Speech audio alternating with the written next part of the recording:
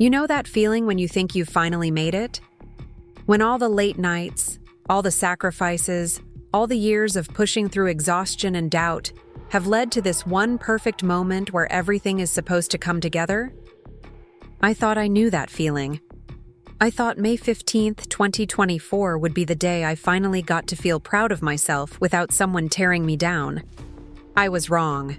My name is Sarah Michelle Rodriguez, and I'm about to tell you the story of how my mother slapped me at my own graduation party, and how that single moment led me to discover she had stolen nearly $1 million from her own retirement fund while leaving me legally responsible for the mess. By the time I was done dealing with her betrayal, she was 68 years old and working as a grocery store cashier, and I had finally learned what it meant to choose myself over family toxicity. This isn't just a story about revenge. It's about the moment when you stop being everyone else's emotional caretaker and start being your own hero. It's about discovering that sometimes the people who claim to love you the most are the ones stealing from you in ways you never imagined possible. Before we jump back in, tell us where you're tuning in from, and if this story touches you, make sure you're subscribed, because tomorrow, I've saved something extra special for you. The Arizona sun was relentless that morning, beating down on the University of Arizona campus, with the kind of heat that makes your graduation gown stick to your skin before you even put it on. But I didn't care about the temperature or the sweat, or the way my cap kept sliding around on my carefully curled hair. For the first time in 6 years, I was about to walk across that stage as Sarah Michelle Rodriguez, Master of Engineering. 6 years. That's how long it took me to finish my graduate degree while working full-time at Henderson Engineering, taking night classes 3 times a week, and somehow managing to maintain a 3.8 GPA. 6 years of falling asleep over textbooks at my kitchen table, of drinking too much coffee and getting too little sleep, of missing social events and dating opportunities because I had thermodynamics homework or a structural analysis project due the next morning. But it was worth it. Every exhausting moment was worth it because today was supposed to be the day that proved all my hard work meant something. Today was supposed to be the day my family finally looked at me and saw someone worth celebrating, instead of someone whose achievements needed to be diminished or explained away. I had spent weeks planning the perfect graduation party. Not just any party, mind you, but the kind of celebration I had dreamed about since I was a little girl, watching other families cheer for their graduates on TV. I rented the community center on Speedway Boulevard, the one with the big windows, that let in all that beautiful desert light. I hired Maria's Catering to provide authentic Mexican food because I wanted something that felt like home, something that honored where I came from while celebrating where I was going. The decorations were perfect, too. I had chosen navy blue and gold, the university colors, and spent 3 evenings after work stringing lights and arranging centerpieces. The cake was a masterpiece from Sweet Dreams Bakery downtown, 3 layers, with "Congratulations, Sarah" written in elegant script across the top. I even had a photo display showing my journey from my first day as an undergraduate to this moment. Pictures of me in hard hats at job sites, studying in the library, presenting, research at conferences. Everything was exactly how I had imagined it would be. Everything except the people who mattered most. My mother, Linda, had been acting strange for weeks leading up to graduation. Not strange in an obvious way, but in that subtle manner that only daughters who have spent their entire lives walking on eggshells around their mothers can detect. She would ask questions about the party plans and then seem annoyed by my answers. She would make comments about how much money I was spending, how I was going overboard for just a graduation. When I told her I had invited colleagues from work, she rolled her eyes and said something about me showing off for people who don't really care about you. But I pushed those red flags aside because I wanted so desperately to believe that this time would be different. This time, my mother would be proud of me. This time, she would see that her daughter had accomplished something significant and respond with the love and support I had been craving my entire life. As I got ready that morning in my small apartment downtown, I caught myself in the bathroom mirror and felt a surge of pride that I rarely allowed myself to experience. The woman looking back at me had earned this moment. She had worked 2 jobs to pay for school, had spent countless nights alone with her textbooks, had pushed through imposter syndrome and self-doubt, and the constant voice in her head that sounded suspiciously like her mother telling her she wasn't smart enough, wasn't disciplined enough, wasn't enough. But I was enough. The diploma I would receive in a few hours proved that I was enough. The graduation ceremony itself was beautiful. University of Arizona always did these events with style, and sitting there in the engineering section surrounded by my fellow graduates, I felt part of something bigger than myself.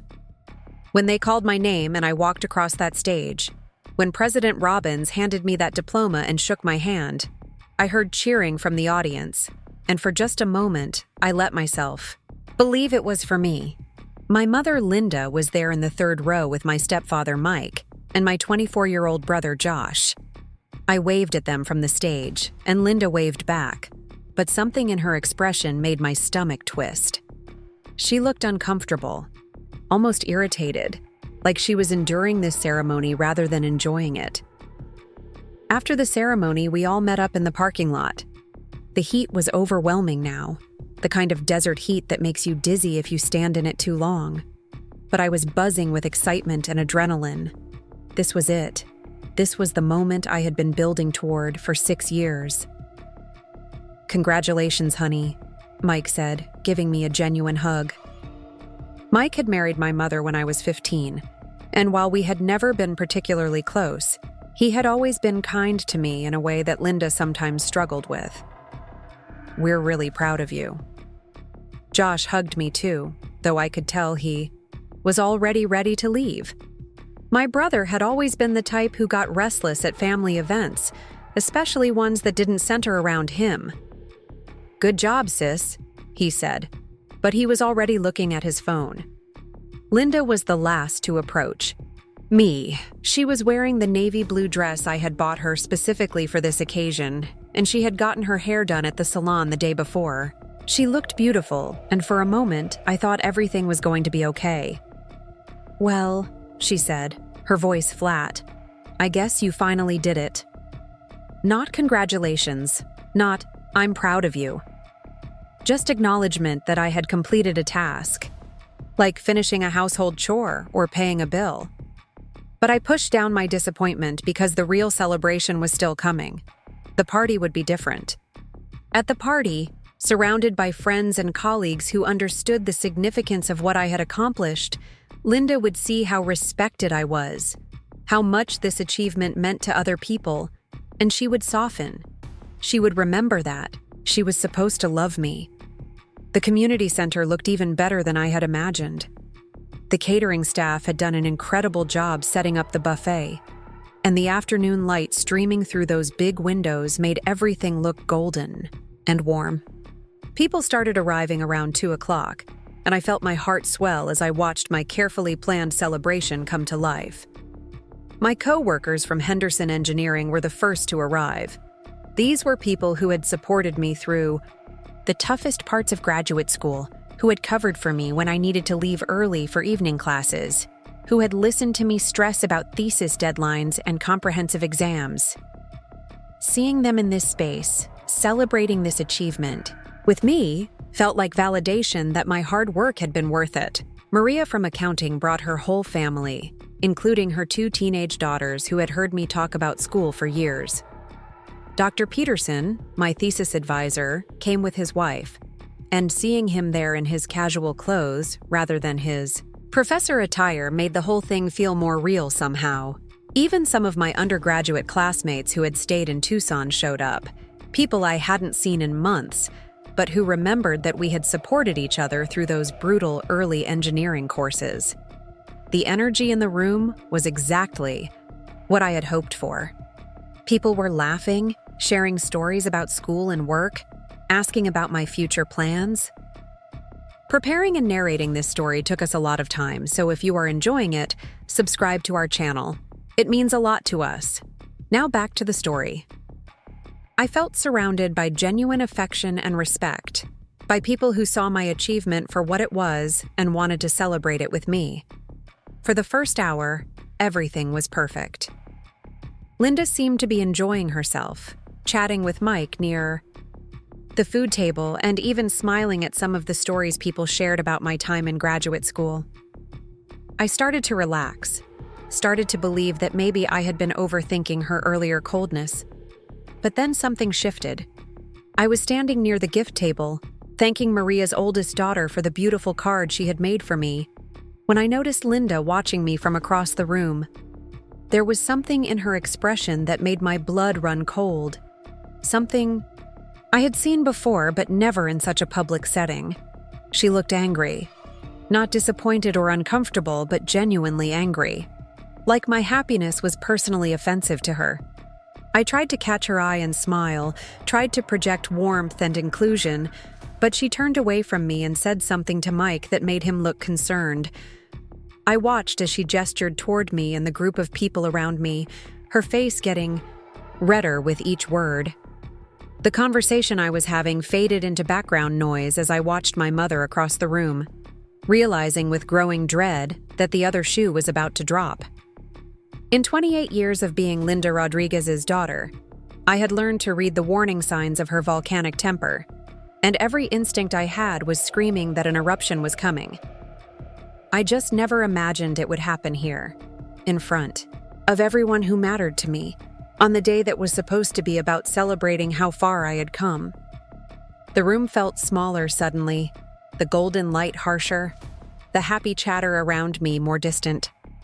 I was still smiling and nodding at whatever Maria's daughter was saying, but inside I was bracing myself for impact, the way you do when you see a car accident about to happen and know there's nothing you can do to stop it. And then Linda started walking toward me, and I knew with absolute certainty that my perfect day was about to become a nightmare. The sound of Linda's hand connecting with my face echoed through the community center like a gunshot. For a split second, the entire room went silent.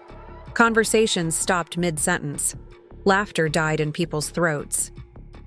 Even the background music seemed to pause, as if the universe itself was holding its breath. I stood there, my left cheek burning, my hand instinctively rising to touch the spot where her palm had struck me. The sting was sharp and immediate, but it was nothing compared to the crushing weight of humiliation that followed. 37 people had just watched my mother slap me at my own graduation party. 37 people who had come to celebrate my achievement had just witnessed the most degrading moment of my adult life. "That's for thinking you're better than the rest of us," Linda hissed, her voice carrying across the silent room. Her face was flushed with anger, her eyes wild with something that looked almost like hatred. "Standing here in your fancy dress, acting like you're some kind of genius because you got a piece of paper. Well, congratulations, Sarah. You're still the same disappointing daughter you always were." The words hit harder than the slap. Each syllable was designed to cut, to wound, to reduce me to nothing in front of people whose respect I had worked years to earn. I could feel tears threatening behind my eyes, but I refused to let them fall. Not here. Not in front of everyone. Maria stepped forward, her face pale with shock. "Mrs. Rodriguez, maybe we should—" "Don't you dare tell me how to handle my own daughter," Linda snapped, turning her fury on my coworker. "This is between family.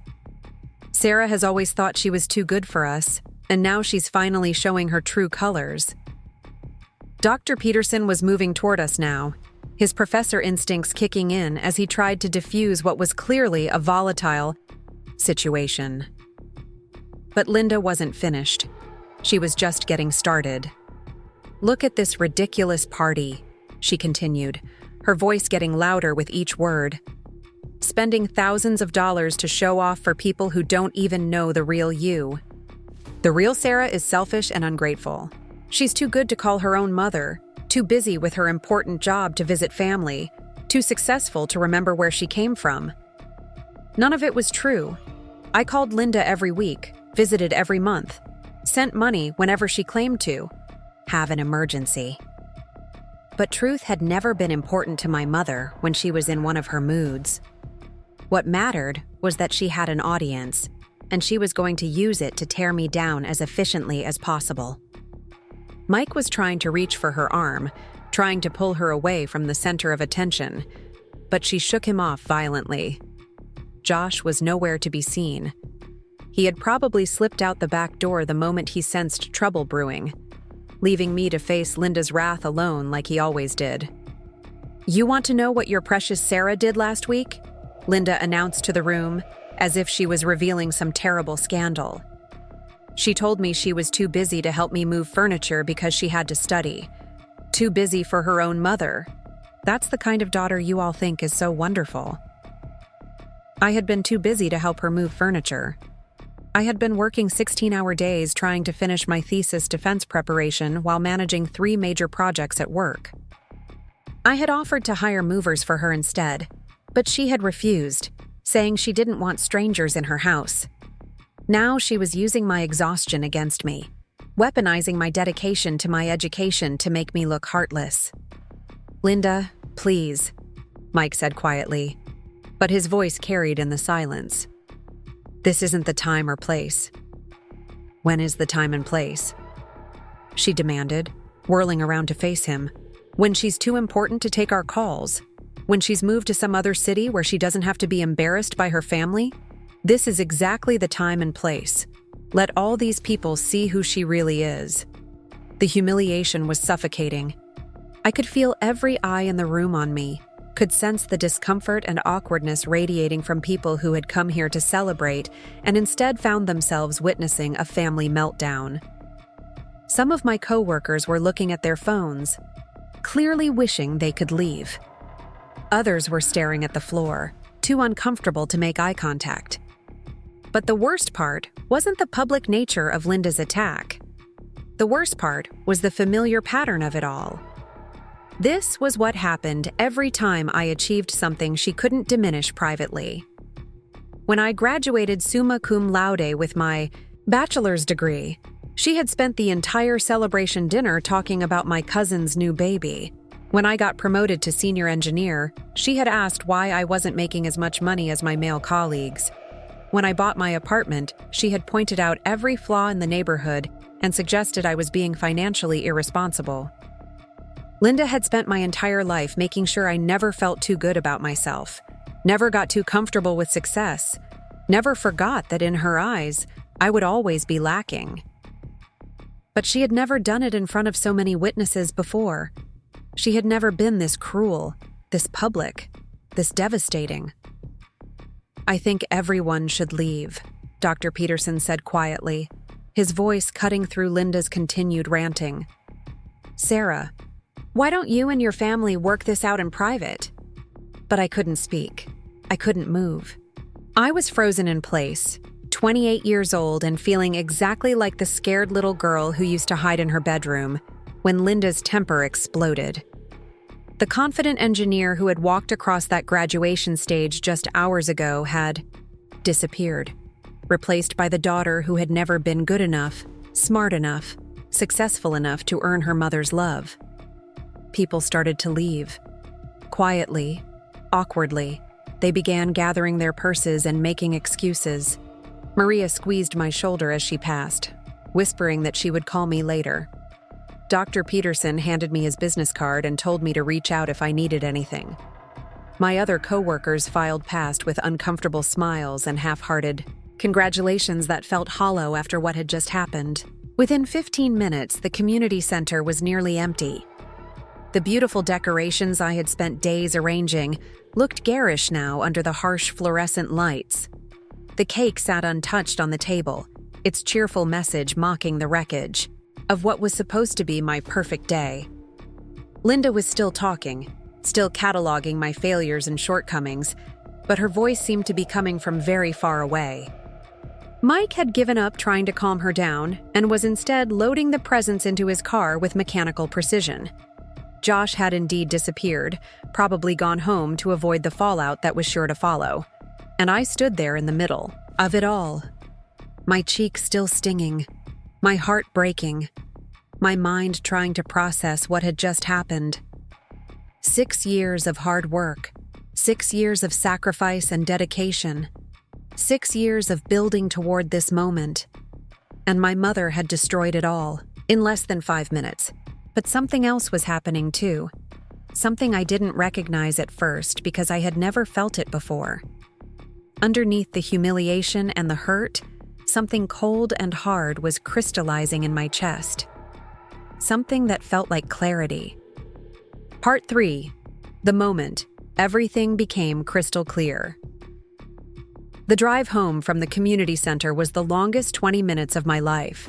I sat behind the wheel of my Honda Civic, still wearing my graduation dress, still feeling the phantom sting of Linda's slap on my cheek, trying to process what had just happened to me in front of everyone who mattered in my professional life. But the more I replayed the scene in my mind, the more I realized that what had happened at the party wasn't an aberration. It wasn't Linda having a bad day or letting her emotions get the better of her.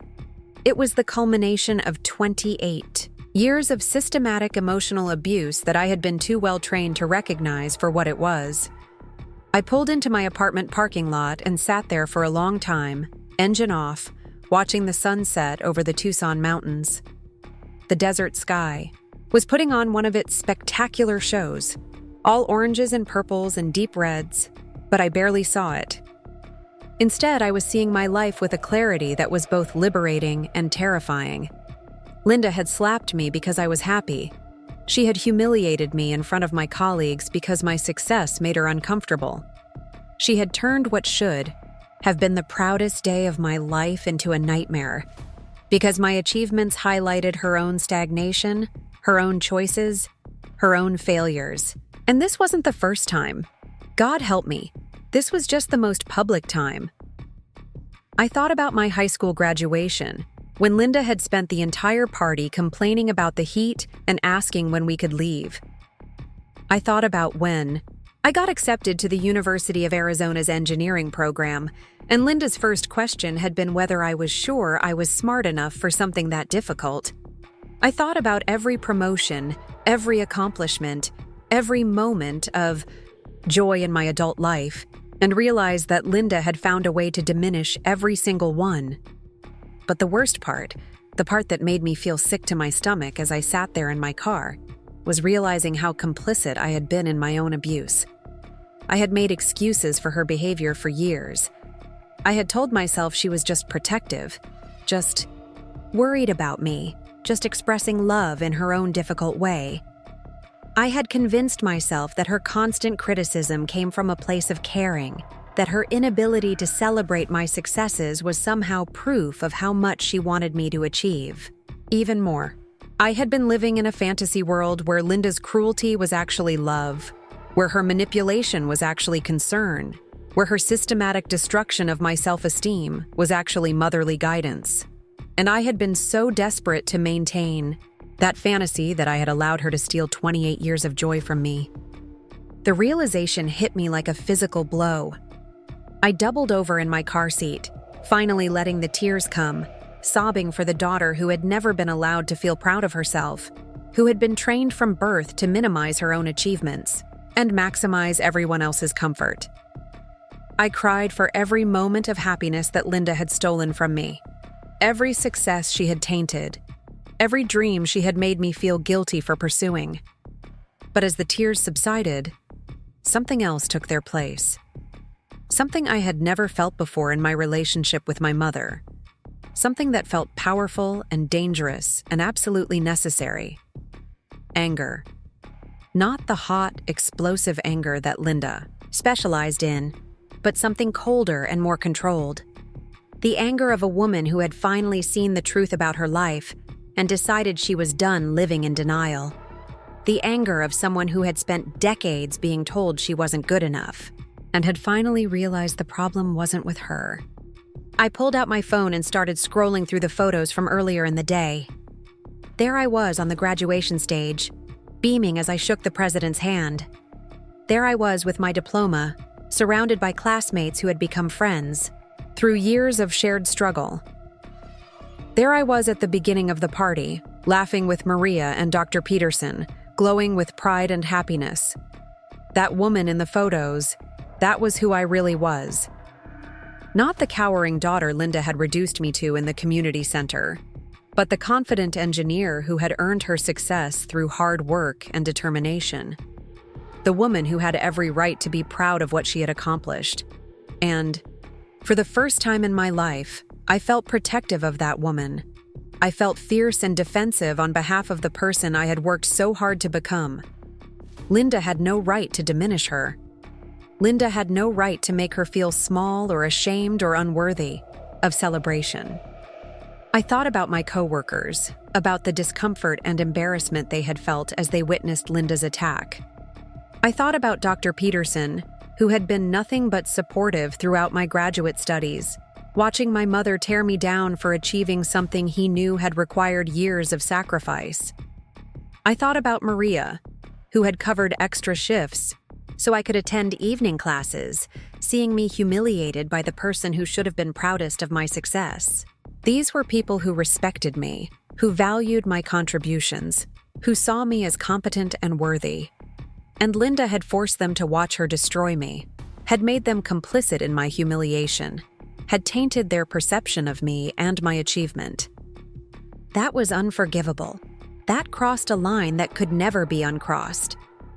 As I sat there in my car, watching the last of the sunset fade into darkness, I made a decision that would change the trajectory of my life forever.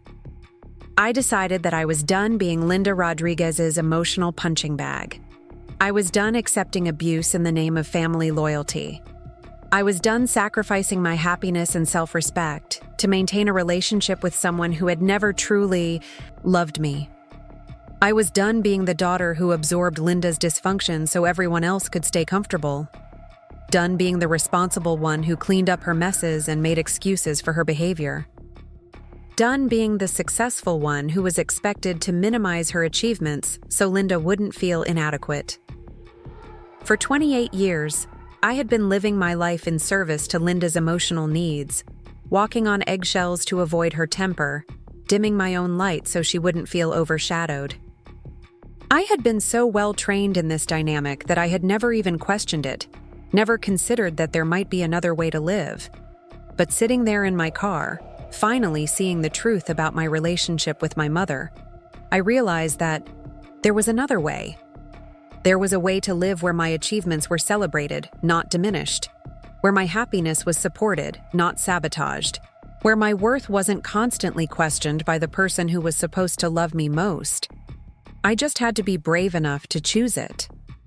Part 4. The first words that changed everything. I didn't go inside my apartment right away. Instead, I sat in my car for another hour, my mind racing with memories and realizations that felt like puzzle pieces finally clicking into place. Every interaction with Linda over the past decade suddenly made sense in a way it never had before. Every time I had felt confused by her reaction to my success. Every time I had wondered why my achievements seemed to make her angry instead of proud. Every time I had questioned whether I was being too sensitive or expecting too much. I hadn't been too sensitive. I hadn't been expecting too much. I had been experiencing emotional abuse, and I had been so well trained to accept it that I had never even recognized it for what it was. My phone had been buzzing intermittently with text messages, but I had been ignoring it. Now, I finally looked at the screen and saw several messages from people who had been at the party.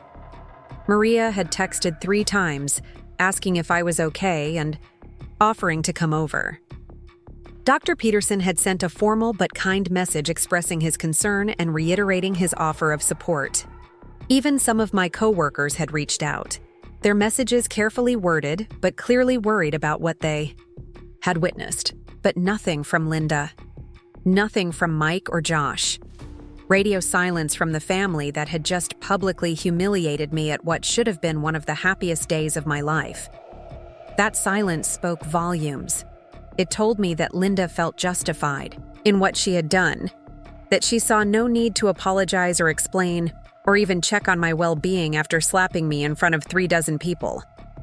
It told me that Mike was probably sitting at home, waiting for this to blow over the way it always did, expecting me to be the one to reach out and smooth things over. It told me that Josh had successfully avoided any responsibility for what had happened, as usual. They were all waiting for me to do what I always did. Call Linda and apologize for making her feel bad. Make excuses for her behavior to anyone who asked.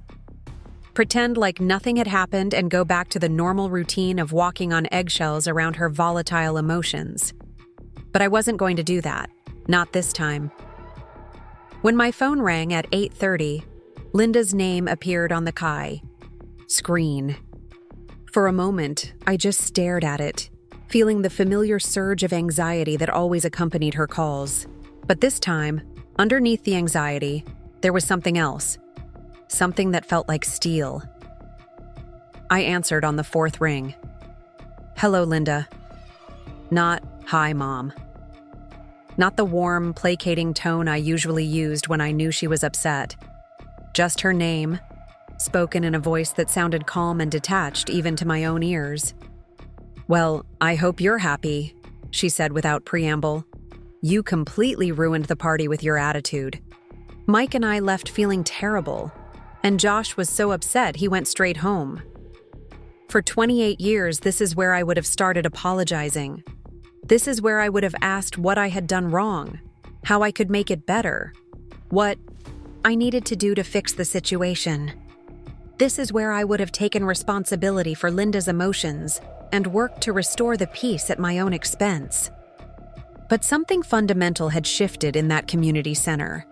Something had broken in me when Linda's hand connected with my face in front of everyone I respected. Not broken in a way that left me damaged, but broken in a way that freed me from the chains I hadn't even realized I was wearing. My attitude? I said, my voice still eerily calm. Linda, you slapped me. At my own graduation party, in front of my colleagues and professors. You were acting like you were better than everyone else, she shot back immediately, prancing around in that expensive dress, showing off for people who don't even care about you. Someone needed to bring you back down to earth. There it was. The twisted logic that had governed our relationship for my entire adult life. Linda's emotional dysregulation was always my fault. Her inability to control her temper was always a response to something I had done wrong. Her cruelty was always justified by some failure on my part to manage her feelings properly. But for the first time in my life, I didn't accept the premise. I was celebrating my graduation, I said. I was happy about completing my master's degree. I was enjoying the company of people who came to support me. None of that warranted being assaulted. Assaulted? Linda's voice rose to its familiar shriek. Don't be so dramatic, Sarah. I barely touched you. You slapped me hard enough that my cheek is still red 3 hours later. You did it in front of 37 people who came to celebrate with me. You humiliated me at my own party because you couldn't stand to see me happy. That's not... You're twisting everything around like you always do. But I wasn't twisting anything. For the first time in our relationship, I was simply stating facts without cushioning them in apologies or explanations or attempts to make Linda feel better about her own behavior. I'm not twisting anything, I said. I'm telling you exactly what happened. You came to my graduation party, waited until I was surrounded by people I work with, and then slapped me while telling everyone what a disappointment I am. That's what happened. The silence that followed was unlike any silence we had ever shared. Usually, when Linda paused during our arguments, it was to reload, to think of the next criticism or guilt trip or manipulation tactic. But this silence felt different. It felt like she was realizing that her usual playbook wasn't working. You're my daughter, she finally said, and her voice had lost some of its edge. I raised you. I sacrificed for you. I have a right to... You have a right to treat me with basic human decency, I interrupted. You have a right to feel proud when I accomplish something difficult. You have a right to support me instead of tearing me down. Those are the rights that come with being a mother. I do support you. Everything I do is because I love you. Slapping me in front of my colleagues was because you love me? You were being... What, Linda? I was being what? Happy? Successful? Proud of something I worked 6 years to achieve? Which one of those things was so threatening to you that you felt the need to physically assault me? Another silence. Longer, this time. When Linda spoke again, her voice had changed completely. Gone was the righteous anger, the wounded mother act, the familiar guilt-tripping tone. What remained was something I had never heard from her before. Uncertainty. "I don't know why you're being so hostile," she said quietly. "I made a mistake." "Okay. I got overwhelmed and reacted badly. Can't we just move past this?" And there it was. The moment I had been unconsciously waiting for my entire life. Linda was actually acknowledging that she had made a mistake. She was actually admitting that her behavior had been wrong. This was the closest thing to an apology I had ever received from her. 6 months ago, it would have been enough. 6 months ago, I would have accepted this half-hearted admission of wrongdoing and used it as an excuse to go back to normal, to pretend like nothing had happened, to continue our toxic dance of abuse and forgiveness. But I wasn't the same person I had been 6 months ago. I wasn't even the same person I had been 6 hours ago. "No," I said, and the word felt like the most honest thing I had ever spoken. "We can't just move past this. I can't keep pretending that the way you treat me is normal or acceptable or loving. I can't keep making excuses for your behavior or absorbing your dysfunction or walking on eggshells to avoid your temper. Sarah, you're being ridiculous." "I'm being honest," I said, cutting her off. "For the first time in my life, I'm being completely honest about what our relationship actually is. And what it is, Linda, is abusive. What you did today was abusive. What you've been doing my entire life is abusive." The word hung in the air between us like a bomb that had finally exploded. Abusive. I had never said it out loud before, had never even allowed myself to think it clearly. But there it was, the truth I had been avoiding for 28 years. "How dare you?" Linda whispered, her voice shaking with rage. "After everything I've done for you, after all the ways I've supported you, how dare you call me abusive? You're ungrateful and selfish and—" "I'm done," I said, and my voice was still calm, still controlled, still nothing like the emotional, pleading tone I usually used with her. "I'm done with this conversation, and I'm done with this relationship as it currently exists. If you want to have any kind of connection with me going forward, things are going to have to change dramatically. You can't just—" But I could. I had finally realized that I could. I hung up the phone. Part 5. The night I finally chose myself. I sat in my car for another 10 minutes after ending the call, my hands shaking slightly as the adrenaline from the confrontation coursed through my system. In 28 years of being Linda's daughter, I had never hung up on her. I had never refused to absorb her anger or deflect her blame or accept responsibility for her emotional state. I had never simply said "I'm done" and meant it. The feeling was intoxicating and terrifying in equal measure. My phone immediately started ringing again. Linda's name flashed on the screen, and I could picture her in her living room, pacing, back and forth, working herself into an even greater fury at my unprecedented act of defiance. Normally I would answer. Normally I would apologize for hanging up and let her vent her rage until she felt better and I felt worse. But I didn't answer. I turned off my phone and finally went inside my apartment. The silence in my small one-bedroom felt different than it usually did. Instead of the lonely quiet that sometimes reminded me of everything I was missing, the family connections that other people seemed to take for granted, the unconditional love that I had spent my life trying to earn, it felt peaceful, protective, like a sanctuary where Linda's voice couldn't reach me. I poured myself a glass of the wine I had been saving for after the party, the expensive bottle I had planned to open while looking through photos and reliving the best moments of my celebration. It felt surreal to be drinking it now, alone in my apartment, after the worst family confrontation of my life. But as I sat on my couch with the glass in my hands, I realized something that surprised me. I felt free, not happy, exactly. Not relieved or victorious or any of the emotions I might have expected after finally standing up to my mother. But free in a way I couldn't remember ever feeling before. Free from the constant anxiety about Linda's moods. Free from the exhausting work of managing her emotions. Free from the burden of trying to earn love that was never going to be freely given. I thought about the party. About those moments before Linda's explosion when I had been genuinely happy. I thought about Maria's daughter showing me the card she had made. About Dr. Peterson telling a story about my research presentation. About the genuine warmth and respect I had felt from people who had chosen to celebrate with me. That happiness had been real. It had been mine. And Linda had destroyed it because she couldn't stand to see me experience joy that didn't center around her. But she couldn't destroy the achievement itself. She couldn't take away the fact that I had earned my master's degree through 6 years of dedicated work. She couldn't diminish the respect I had earned from my colleagues, or the satisfaction I felt when I solved complex engineering problems.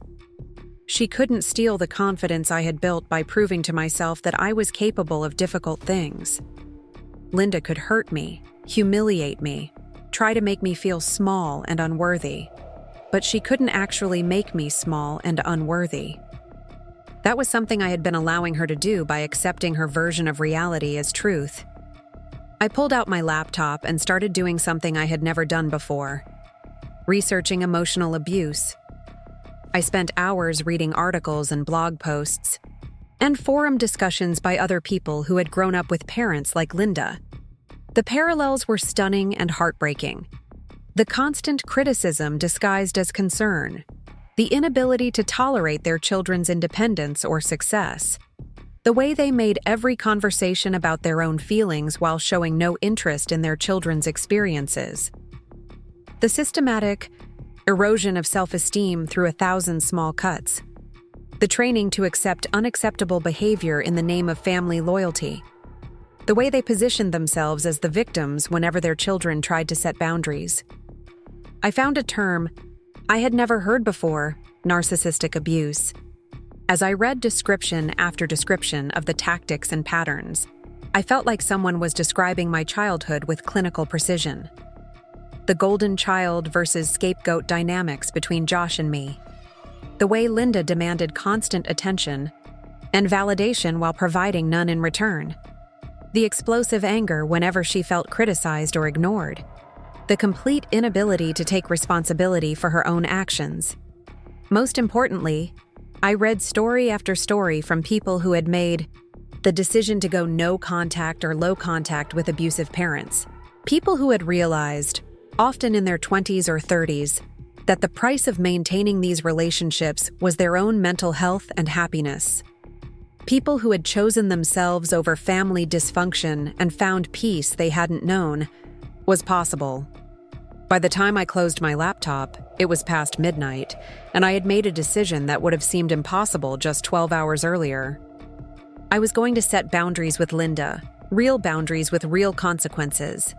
I was going to stop participating in the cycle of abuse and reconciliation that had defined our relationship for my entire adult life. I wasn't sure exactly what that would look like yet. I didn't know if it meant cutting off contact entirely or simply refusing to engage with her manipulative behavior. But I knew that I was done accepting her treatment of me as normal or inevitable. I was done prioritizing her comfort over my own well-being.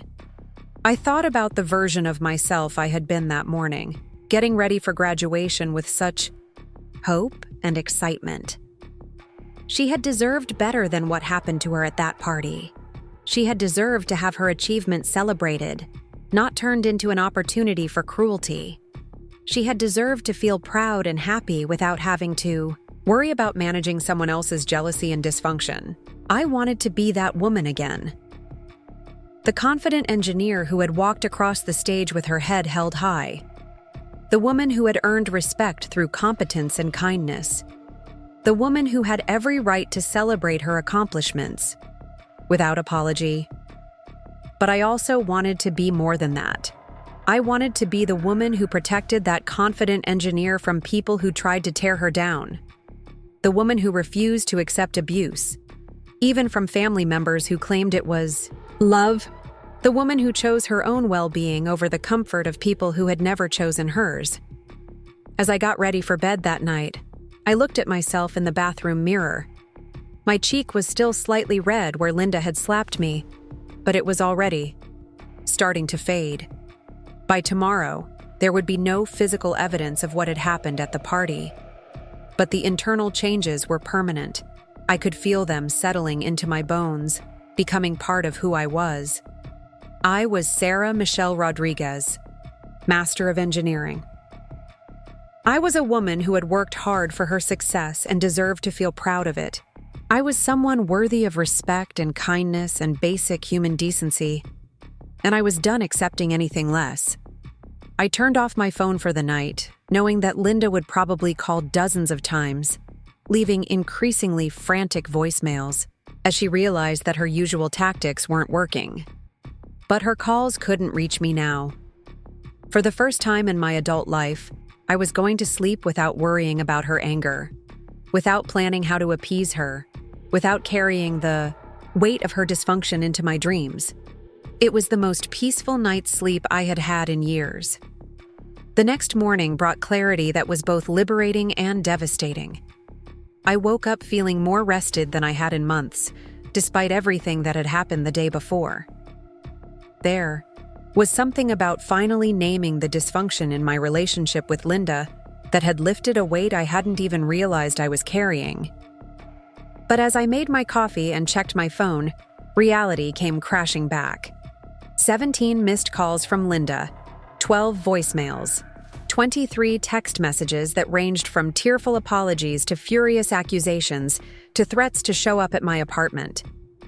The progression of her messages told the story of someone who had spent the entire night cycling through every manipulation tactic in her arsenal, trying to find the one that would bring me back under her control.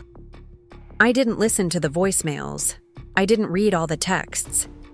Instead, I did something I had never done before. I blocked her number.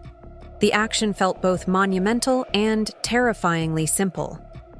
For 28 years, Linda had had unlimited access to my attention, my energy, my emotional bandwidth.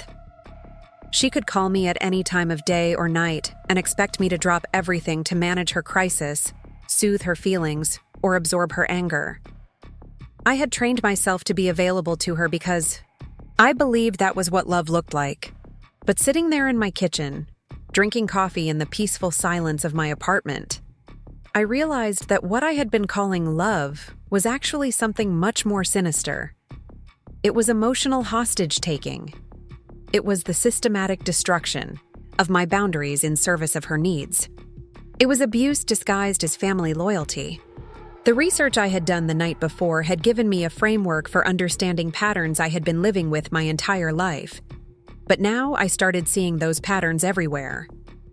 I thought about how Linda had reacted when I moved out of her house at 21.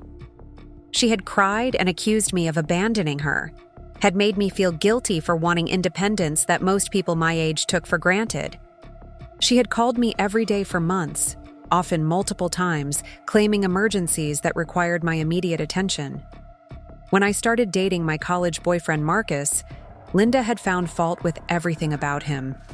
He was too quiet, too ambitious, too focused on his studies, too serious about his future. She had made comments about how relationships at our age were pointless, how I was too young to know what I wanted, how I was neglecting my family for someone who would probably leave me anyway. When Marcus and I eventually broke up after 2 years, Linda had seemed almost pleased, as if she had been proven right about the futility of my romantic relationships. Every major decision I had made in my adult life had been met with Linda's disapproval or attempts to undermine my confidence. When I chose engineering as my major, she had questioned whether I was smart enough for such a difficult field. When I got my first job, she had worried aloud about whether I could handle the pressure. When I decided to pursue my master's degree, she had asked why I needed more education when I already had a job. At the time, I had interpreted all of this as maternal concern. I had told myself that Linda was just looking out for me, trying to protect me from disappointment or failure. But now I could see it for what it really was: systematic sabotage of my independence and self-confidence. Linda didn't want me to succeed because my success threatened her control over me. She didn't want me to be happy because my happiness meant I didn't need her constant presence in my life. The realization was staggering. For nearly 3 decades, I had been in a relationship with someone who was actively working against my best interests while claiming to love me. I had been seeking approval from someone who had a vested interest in keeping me small, insecure, and dependent. I started thinking about Josh and how differently Linda treated him. My younger brother had dropped out of college after 1 semester, had never held a job for more than 6 months, and at 24 was still living at home with no clear direction for his future. But Linda never criticized Josh's choices.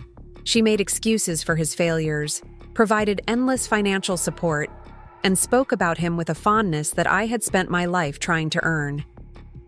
The contrast was stark and painful. Josh's dependence on Linda was rewarded with unconditional love and support.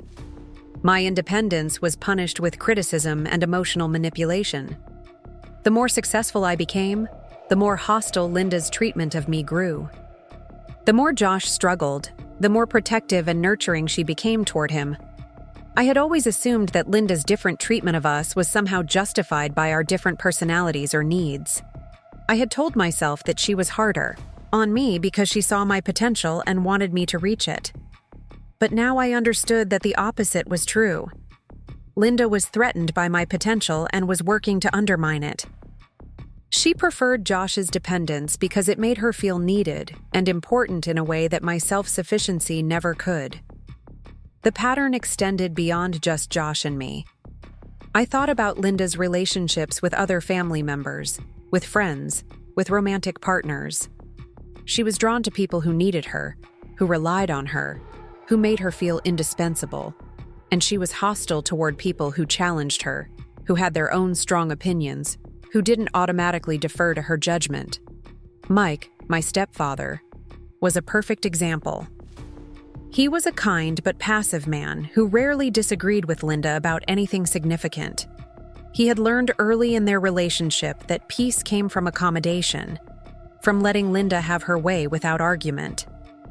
He loved her, I believe that, but their relationship was built on his willingness to subordinate his own needs and opinions to hers. I had been following the same script without realizing it. I had learned that the price of Linda's love was the suppression of my own voice, my own needs, my own right to make decisions about my life. I had been so well trained in this dynamic that I had carried it into other relationships, always quick to apologize, always eager to smooth over conflict, always willing to make myself smaller to make others more comfortable. But the graduation party had shattered that pattern irreversibly. When Linda slapped me in front of everyone I respected, she had crossed a line that forced me to see our relationship clearly for the first time. She had been so confident in her control over me that she had escalated her abuse to a level that was impossible to rationalize or excuse. And in doing so, she had accidentally set me free. I spent the morning doing more research, reading about recovery from narcissistic abuse, learning about the process of setting boundaries with toxic family members. The information was both validating and overwhelming. Validating because it confirmed that what I had experienced was real and serious and not my fault. Overwhelming because it made clear how much work lay ahead of me if I wanted to build a healthier life.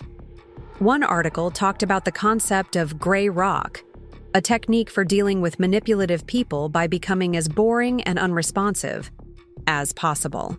The idea was to make yourself such an uninteresting target that the abuser would eventually lose interest and move on to someone else. Another article discussed the importance of building a support network of people who could provide the validation and care that the toxic family member was incapable of giving. But the most important thing I learned was that recovery from this kind of abuse was possible. that people who had grown up in families like mine could learn to trust their own perceptions, set healthy boundaries, and build fulfilling lives. That the patterns that had governed my relationship with Linda for 28 years were not permanent or unchangeable. I thought about the people who had been at my graduation party, the colleagues and friends who had witnessed Linda's assault on me. I felt embarrassed that they had seen me at such a vulnerable moment, but I also felt grateful that there were witnesses to what had happened. For so many years, Linda's worst behavior had happened in private, making it easier for me to doubt my own memories and perceptions. But what happened at the party was public and undeniable.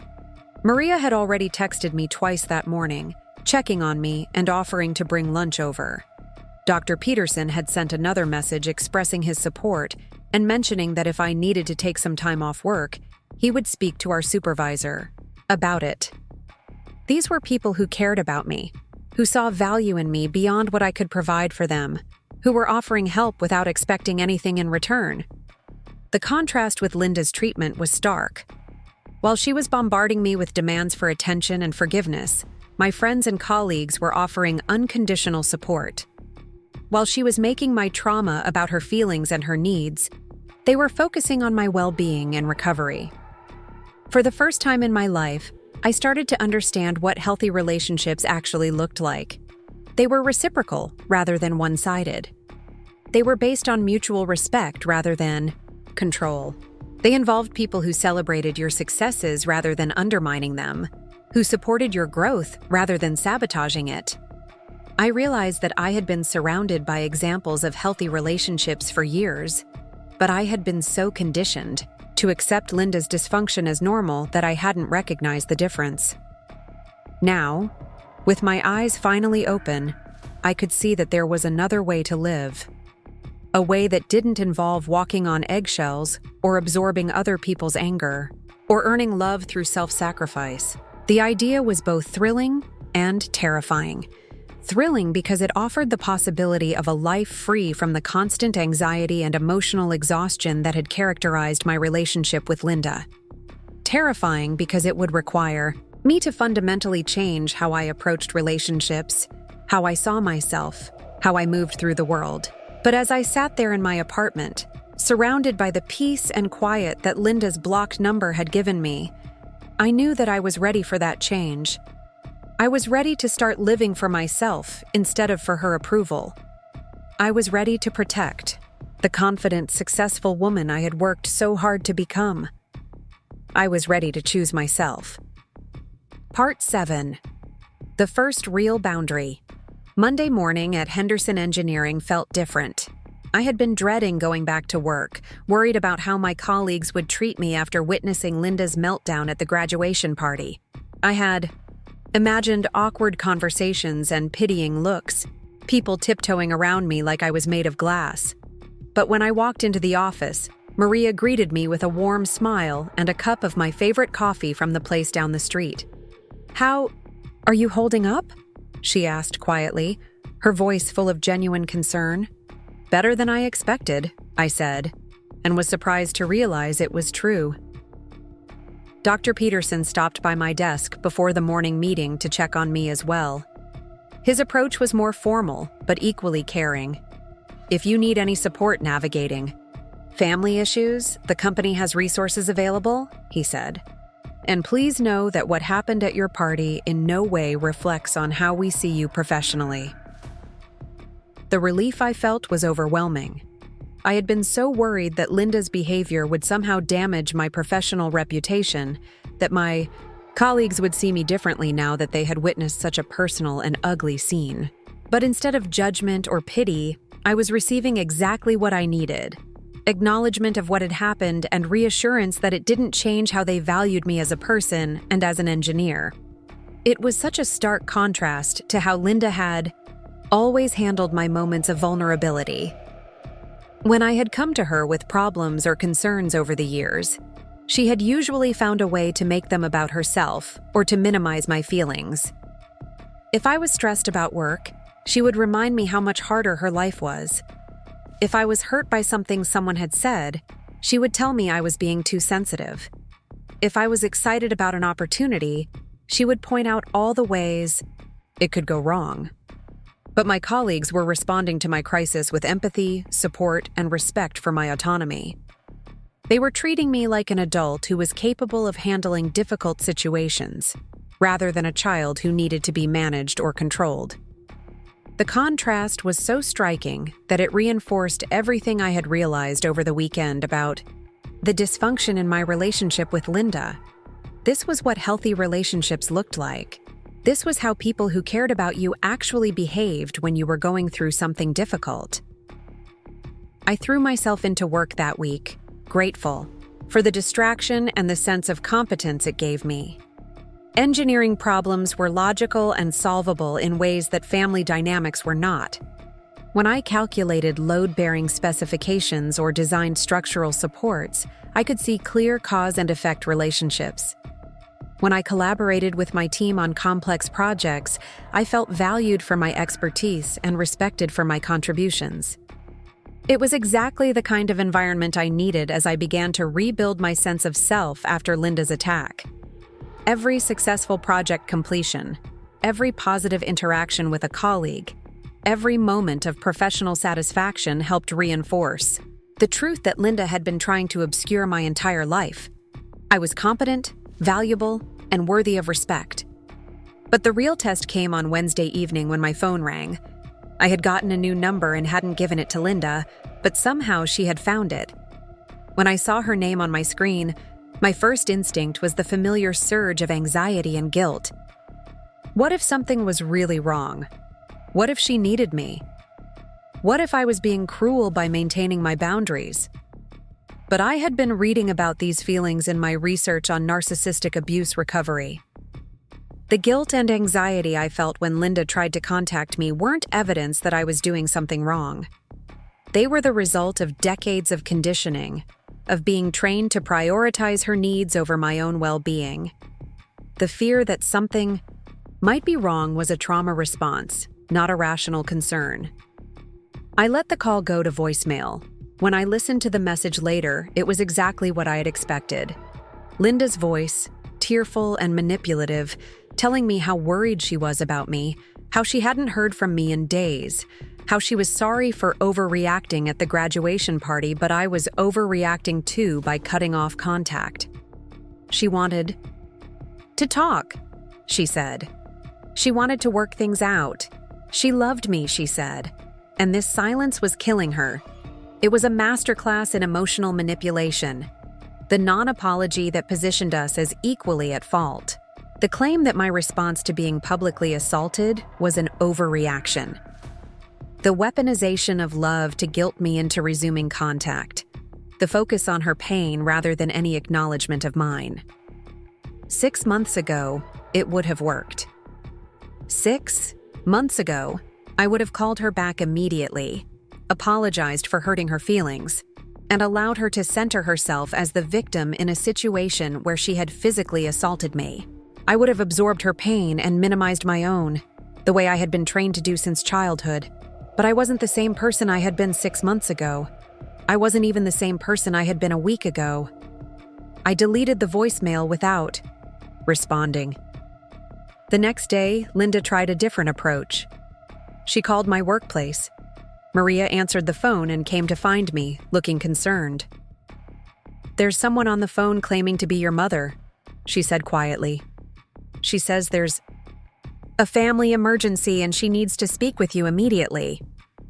My heart started racing, but not with concern for Linda's well-being. I was furious. Calling my workplace was a boundary violation of the highest order, an attempt to force me into contact by creating a scene in my professional environment. It was exactly the kind of manipulative escalation that the articles I had been reading had warned me about. "There's no emergency," I told Maria.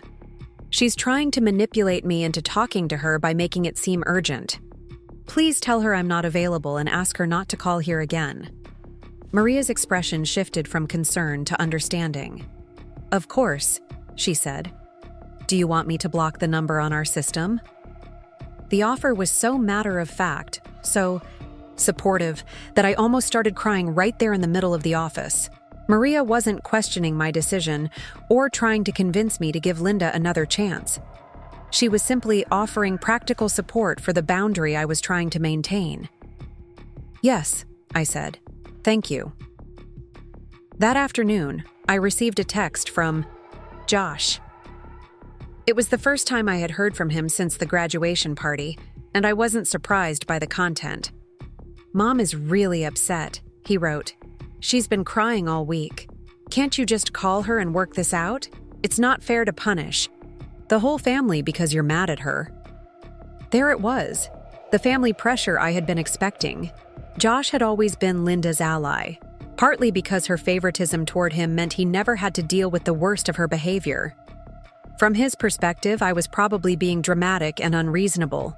After all, he had never been on the receiving end of Linda's systematic emotional abuse. But I was done protecting Josh's comfort by absorbing Linda's dysfunction.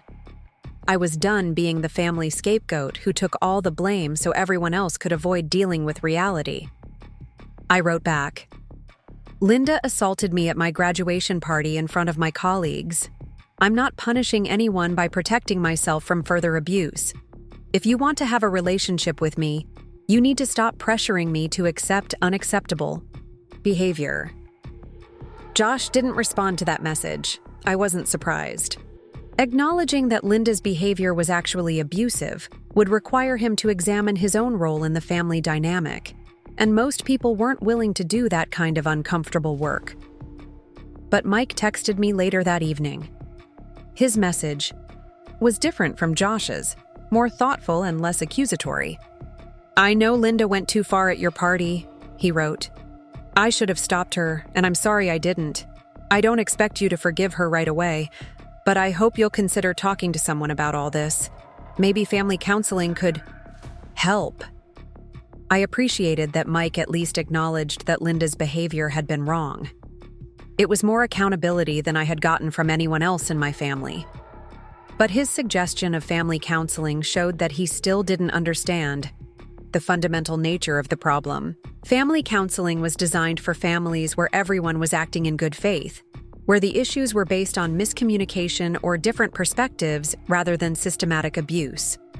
Linda wasn't going to suddenly develop empathy or learn to respect boundaries just because a therapist suggested it. She was going to use therapy as another opportunity to manipulate and control, to position herself as the victim and me as the unreasonable aggressor. I had been reading about this too. Narcissistic abusers often weaponized therapy, using the language of mental health to further gaslight their victims. They would agree to counseling as a way to get their victims back into regular contact, then spend the sessions manipulating the therapist and blaming their victims for the very abuse they had perpetrated. I wrote back to Mike, "I appreciate that you acknowledge Linda's behavior was wrong. But this isn't a communication problem that counseling can fix. This is a pattern of abuse that I'm no longer willing to accept. I need space to heal, and I need my family to respect that boundary." Mike's response was shorter. "I understand. Take the time you need." It wasn't perfect, but it was respectful of my decision in a way that Josh's pressure hadn't been. It gave me hope that maybe some relationships could be salvaged once I had established healthier boundaries. But the most important thing that happened that week wasn't any of the family drama. It was the growing sense of peace I felt as I maintained my boundaries despite the pressure to abandon them. Every day that I didn't respond to Linda's manipulation tactics was a day that I chose my own well-being over her comfort. Every time I refused to absorb her emotional chaos was a small victory for the person I was becoming. I was learning that boundaries weren't cruel or selfish, despite what Linda had always told me. They were necessary for healthy relationships. They were how you protected yourself from people who were willing to hurt you to get what they wanted. They were how you created space for the kind of life you actually wanted to live. And for the first time in 28 years, I was starting to discover what that life might look like. Part 8. The discovery that changed everything. 2 weeks after the graduation party disaster, I was finally starting to settle into a Routine that didn't include managing Linda's emotions or walking on eggshells around her unpredictable moods. The peace was fragile but real, and I was protective of it in a way I had never been protective of anything before. I was working late at the office on a Thursday evening, putting the finishing touches on a structural analysis report when my phone rang. The number was unfamiliar, but something about the area code made me answer. "Is this Sarah Rodriguez?" The voice was professional, female, slightly hesitant. "Yes, who's calling?" "This is Janet Morrison from Wells Fargo Private Wealth Management. I'm calling regarding some unusual account activity that we need to discuss with you." My stomach dropped. I had a checking account and a small savings account with Wells Fargo. Nothing that would warrant a call from their wealth management division. "I think you might have the wrong person," I said. "I don't have any accounts with wealth management. Actually, you're listed as the primary beneficiary and co-signatory on a retirement account under Linda Rodriguez. There's been some concerning activity that we're required to report to all parties involved." The world seemed to tilt sideways. "I'm sorry, what account?" "The IRA account that was opened in 2019. You're listed as having financial responsibility for any early withdrawal. Penalties. We have your signature on file authorizing this arrangement." I sat down heavily in my desk chair. "I never signed anything like that. I don't know anything about any retirement account." There was a pause on the other end of the line. "Ms. Rodriguez, this is quite serious. Over the past 8 months, there have been substantial withdrawals from this account. The original balance was $920,000, and as of today, only $580,000 remains. The early withdrawal penalties alone are over $200,000, and as the co-signatory, you're legally responsible for those fees." The room started spinning. $920,000. Linda had a retirement account worth nearly $1 million, and she had somehow made me financially responsible for it without my knowledge. "Can you send me documentation of this account and my supposed signature?" I managed to ask. "Of course. I'll email everything to the address we have on file. But, Ms. Rodriguez, I have to tell you, this withdrawal pattern is extremely concerning. Large amounts being taken out every few weeks, always just under the threshold that would trigger additional reporting requirements. It looks like someone is systematically draining this account." After I hung up with Janet Morrison, I sat in my empty office for a long time, trying to process what I had just learned. Linda had a retirement account worth nearly $1 million. She had forged my signature to make me responsible for penalties if she withdrew money early, and she had been systematically draining that account for months, leaving me legally liable for hundreds of thousands of dollars in fees. My phone buzzed with an email from Janet. I opened the attachment with shaking hands and stared at the documents. There was my name, typed clearly on every form. There was my address, my social security number, my employment information. And there, at the bottom of each page, was a signature that looked remarkably like mine, but that I had absolutely never written. Linda had forged my signature. She had committed fraud, using my identity to protect herself from the financial consequences of her own choices. And she had done it so skillfully that the bank had never questioned the authenticity of the documents. I thought about all the times over the years when Linda had asked me to sign things for her. Tax documents when she was getting divorced from my biological father, forms for Josh's school when he was younger, various official paperwork that she claimed was too complicated for her to handle alone. I had always signed whatever she put in front of me, trusting that she wouldn't ask me to do anything that could hurt me. How naive I had been. How completely, stupidly naive. I started doing math in my head, trying to understand the full scope of what Linda had done. If she had been withdrawing money for 8 months, that meant she had been stealing from her own retirement account since before I even started my final semester of graduate school. She had been planning this systematic theft while I was working, 16-hour days to finish my thesis, while I was stressing about defense preparations, while I was excitedly planning my graduation party. And all the while, she had been setting me up to take the fall for her financial crimes. The early withdrawal penalties were catastrophic. At my current salary, it would take me years to pay off $200,000 in fees, assuming I could even get a loan for that amount. It would destroy my credit, bankrupt me, force me to give up the apartment I loved and the financial independence I had worked so hard to achieve. Linda had to know this. She had to understand that by forging my signature on these documents, she was potentially ruining my entire financial future. She had to know that the penalties for early retirement withdrawals were severe and that making me responsible for them could destroy my life. And she had done it anyway. I thought about the graduation party, about Linda's explosive anger when she saw me celebrating my success. I thought about her fury at my happiness, her need to tear me down in front of everyone who respected me. At the time, I had attributed her behavior to jealousy or some twisted maternal instinct. But now I realized there had been another layer to her rage. She had been angry because my success meant I might discover what she was doing to me financially. She had been furious because my growing confidence and independence threatened her ability to control and manipulate me. She had lashed out because she knew that if I ever learned the truth about the retirement account, I would be done with her forever. The slap at the graduation party hadn't been an isolated incident of poor impulse control.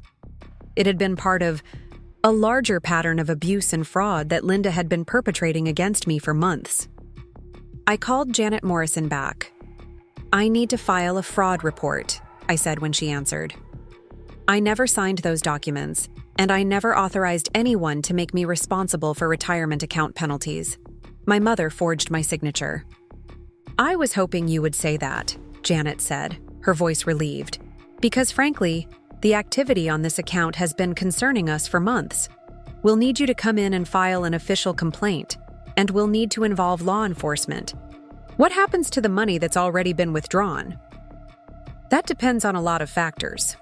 If we can prove fraud, the account holder may be required to repay what was stolen, plus penalties and interest. But recovery can be complicated, especially if the money has already been spent."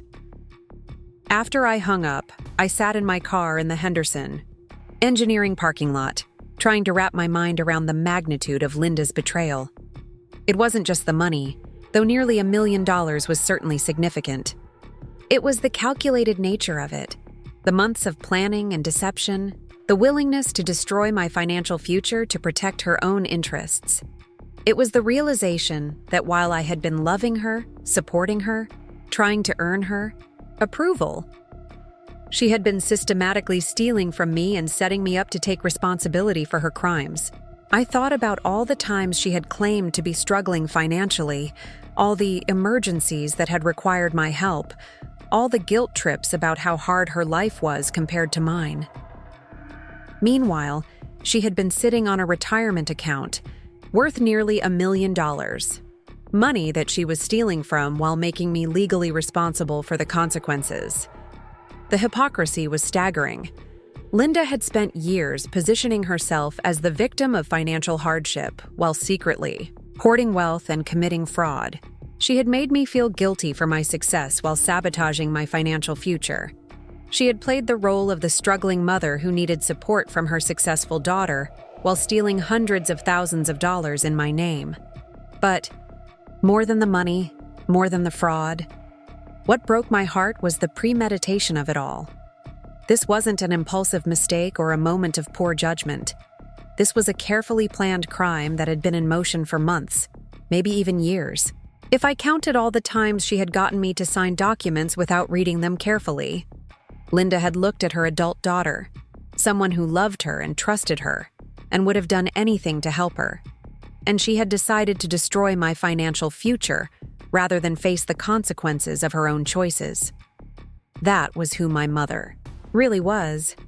Not the struggling single parent she pretended to be, not the loving but difficult woman I had made excuses for my entire life, but someone who was willing to commit serious crimes against her own child to protect herself. The woman who had slapped me at my graduation party, who had tried to destroy the happiest day of my life, was the same woman who had been stealing from me for months while positioning me to take the blame for her actions. And tomorrow, I was going to start fighting back. Part 9. The plan takes shape. Friday morning, I called in sick to work for the first time in over a year. I wasn't actually ill, but I needed the day to deal with what I was already thinking of as the Linda situation. I had barely slept, my mind racing through the implications of what I had discovered about the retirement account fraud. My first stop was the Wells Fargo branch downtown. Janet Morrison met me in a small conference room with glass walls, surrounded by official-looking documents and a recording device that she explained was standard procedure for fraud investigations. "I want to make sure I understand this correctly," she said, her voice gentle but professional. "You're saying that you never signed any of these documents, and you had no knowledge of this retirement account until I called you yesterday?" "That's correct. I've never seen these forms before in my life, and I certainly never agreed to be financially responsible for early withdrawal penalties on someone else's retirement account." Janet spread the documents across the table, pointing to signature lines on multiple pages. "The signatures look consistent with each other, and they bear a strong resemblance to your signature on your driver's license and the signature cards we have for your personal accounts." I leaned forward to examine the signatures more closely. They did look like my handwriting, but there were subtle differences that I could see now that I was looking carefully. The way the S in Sarah curved slightly differently, the spacing between letters that was just a bit too uniform, the pressure of the pen that seemed too controlled, too deliberate. "My mother has been forging my signature for years," I said. "She used to ask me to sign tax documents and school forms and various paperwork, always claiming it was too complicated for her to handle. She's had plenty of opportunities to practice copying my signature." Janet nodded grimly. "Unfortunately, that's not uncommon in financial fraud cases involving family members. The perpetrator has access to legitimate signatures and can practice over time." "What's my legal exposure here? If I can't prove the signatures are forged, am I really responsible for $200,000 in penalties?" "Not if we can establish fraud. The fact that you're reporting this immediately, the fact that you have no knowledge of the account, the fact that you received no benefit from the withdrawals, all of that supports your claim. We'll have a handwriting expert examine the signatures, and we'll investigate the pattern of withdrawals to see if they align with times when you would have had legitimate access to signed documents." Relief washed over me, though I knew I wasn't out of the woods yet. What happens to Linda? What happens to the money she's already taken? That depends on law enforcement and the district attorney's office. Financial fraud of this magnitude is a serious crime. She could face multiple felony charges.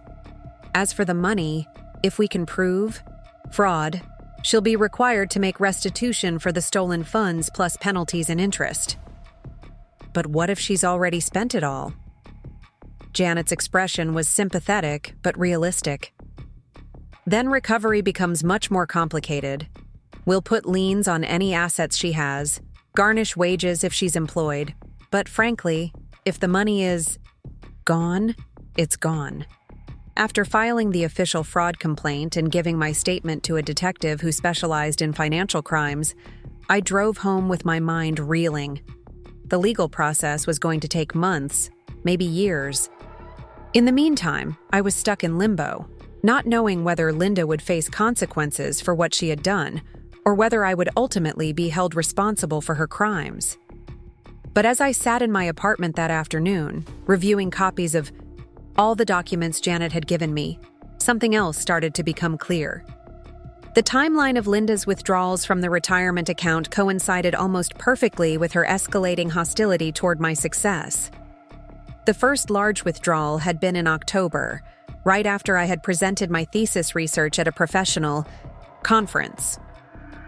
Linda had been strangely cold to me around that time, making snide comments about how I was getting too big for my britches and forgetting where I came from.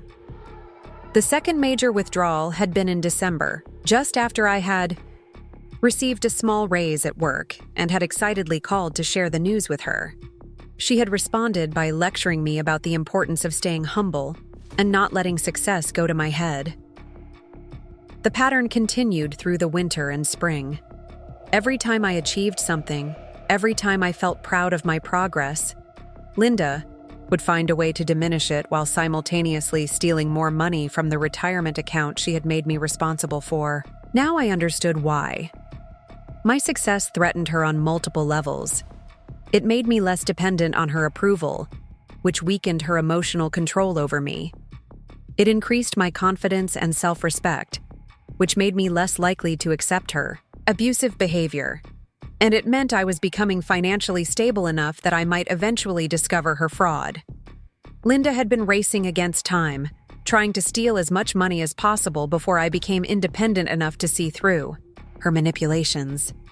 The graduation party meltdown hadn't been random or impulsive. It had been a last-ditch effort to reassert control over me at a moment when she was most vulnerable to being exposed. But it had backfired spectacularly. Instead of crushing my spirit and making me dependent on her again, her public assault had opened my eyes to the truth about our relationship. And that truth-seeing had led directly to the discovery of her financial crimes. I spent the rest of the afternoon researching Linda's legal exposure. Financial fraud in Arizona was a serious crime, especially when it involved amounts over $25,000.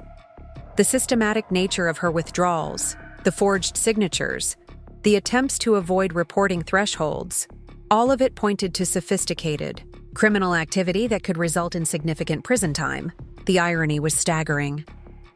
Linda had been so focused on controlling me and limiting my success that she had committed felonies that could destroy her own life.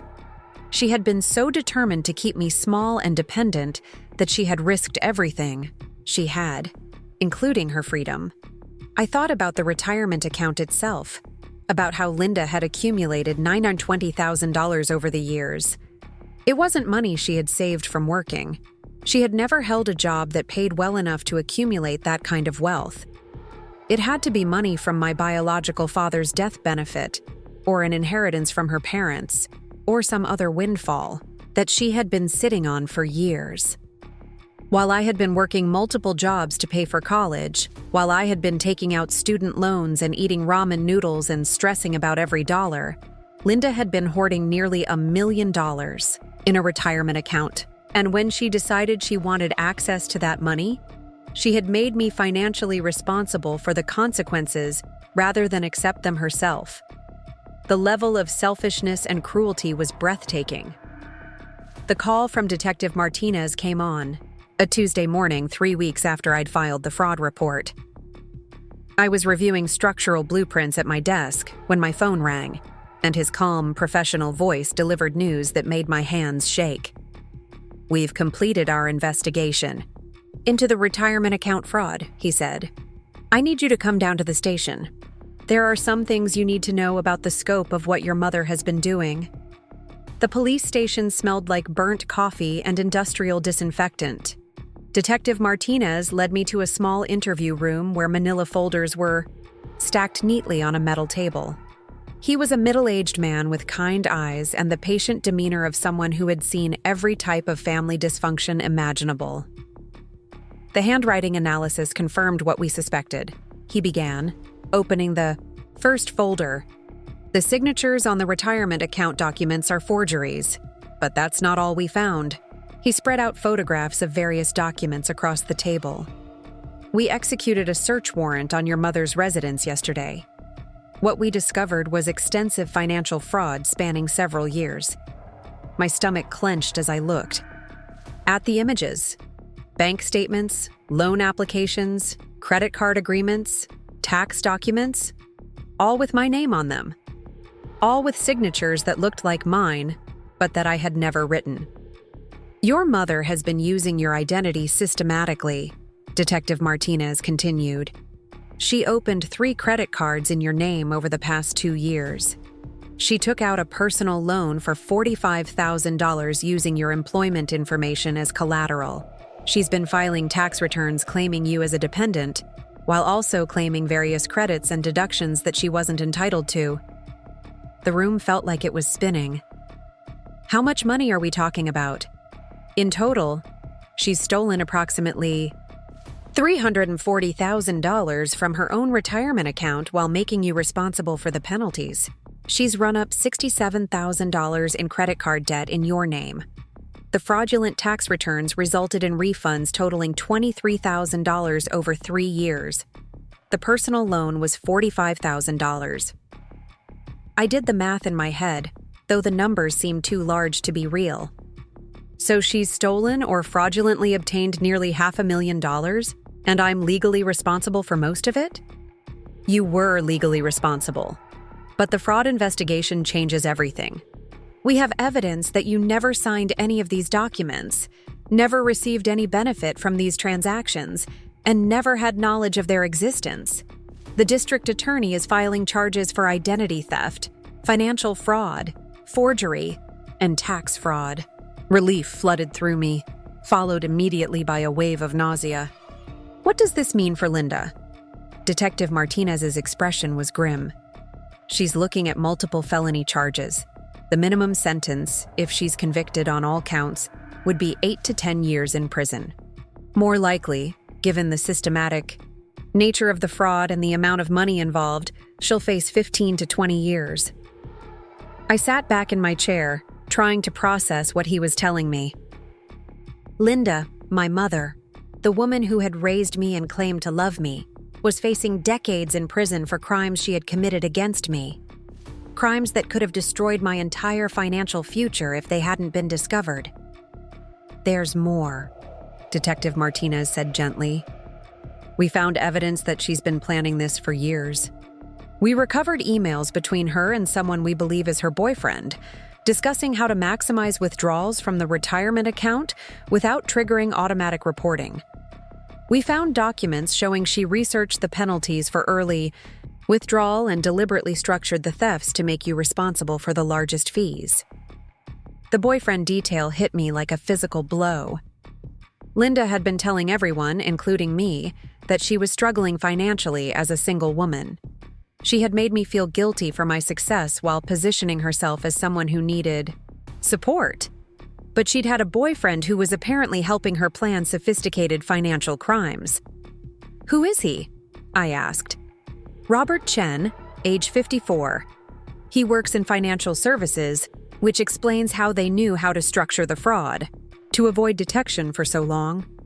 We're investigating his involvement as well. I thought about all the times Linda had claimed to be lonely, all the conversations where she'd made me feel bad for being too busy with work and school to spend more time with her.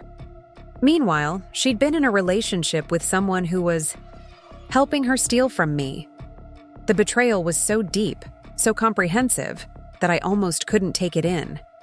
It wasn't just the money, though $500,000 was certainly life-changing.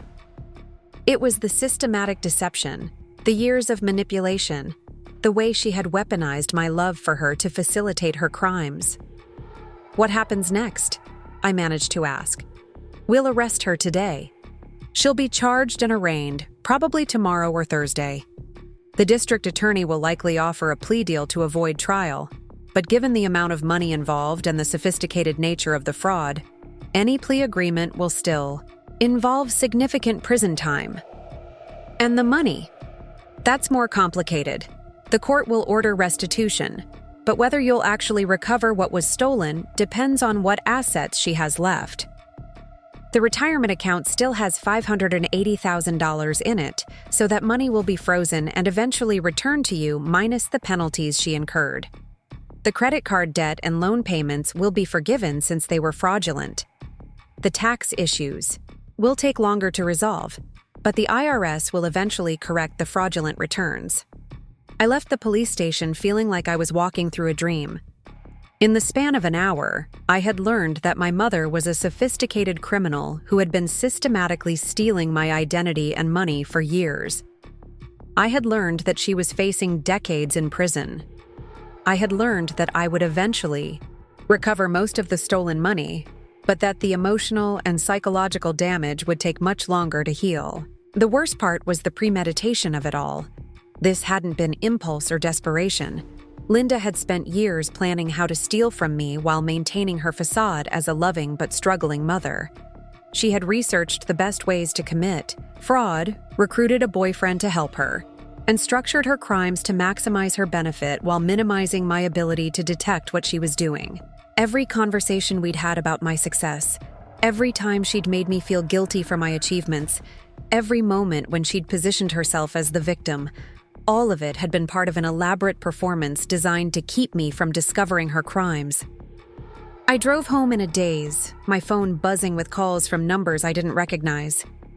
News of Linda's arrest was apparently spreading quickly. By the time I got to my apartment, there were 3 voicemail messages from Josh, each one more frantic than the last. I didn't call him back. I wasn't ready to deal with the family drama that would inevitably follow Linda's arrest. Josh would probably blame me for involving law enforcement, would claim that family problems should be handled privately, would expect me to somehow fix the situation that Linda had created. But I was done fixing Linda's problems.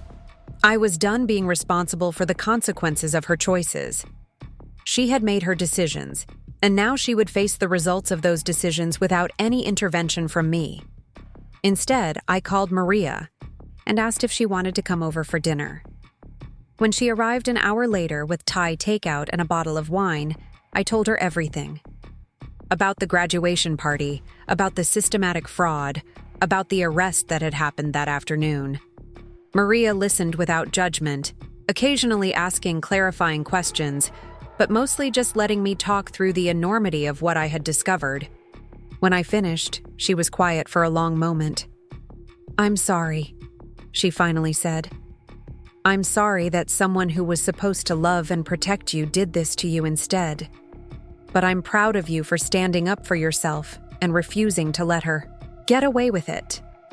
It was exactly what I needed to hear. Not sympathy for Linda, not suggestions about family reconciliation, not pressure to forgive and forget. Just acknowledgement of what had been done to me and support for my decision to seek justice. That night, I slept better than I had in weeks. For the first time since the graduation party, I felt like the nightmare was finally coming to an end. Part 11. The Reckoning. Linda's arraignment was scheduled for Thursday morning at 9 a.m. I hadn't planned to attend, but Detective Martinez called Wednesday evening to suggest that I might want to be there. "It's not required," he said, "but sometimes victims find it helpful to see the legal process begin. It can provide a sense of closure, knowing that the person who hurt them is being held accountable." I arrived at the courthouse early, wearing the same navy blue dress I had worn to my graduation. It felt appropriate somehow, like I was reclaiming the dignity that Linda had tried to steal from me that day. The courtroom was smaller than I had expected, with wooden benches that reminded me of church pews and fluorescent lighting that made everything look slightly yellow. Linda was already seated at the defendant's table with a public defender, a young woman who looked barely out of law school. Seeing Linda in an orange jumpsuit, her hair unwashed and her face puffy from crying, should have made me feel something. Sympathy, maybe, or sadness at how far our relationship had fallen. But all I felt was a cold satisfaction that justice was finally being served. The judge was a stern-looking woman in her 60s who clearly had no patience for financial fraud cases. She read the charges in a clipped, professional voice.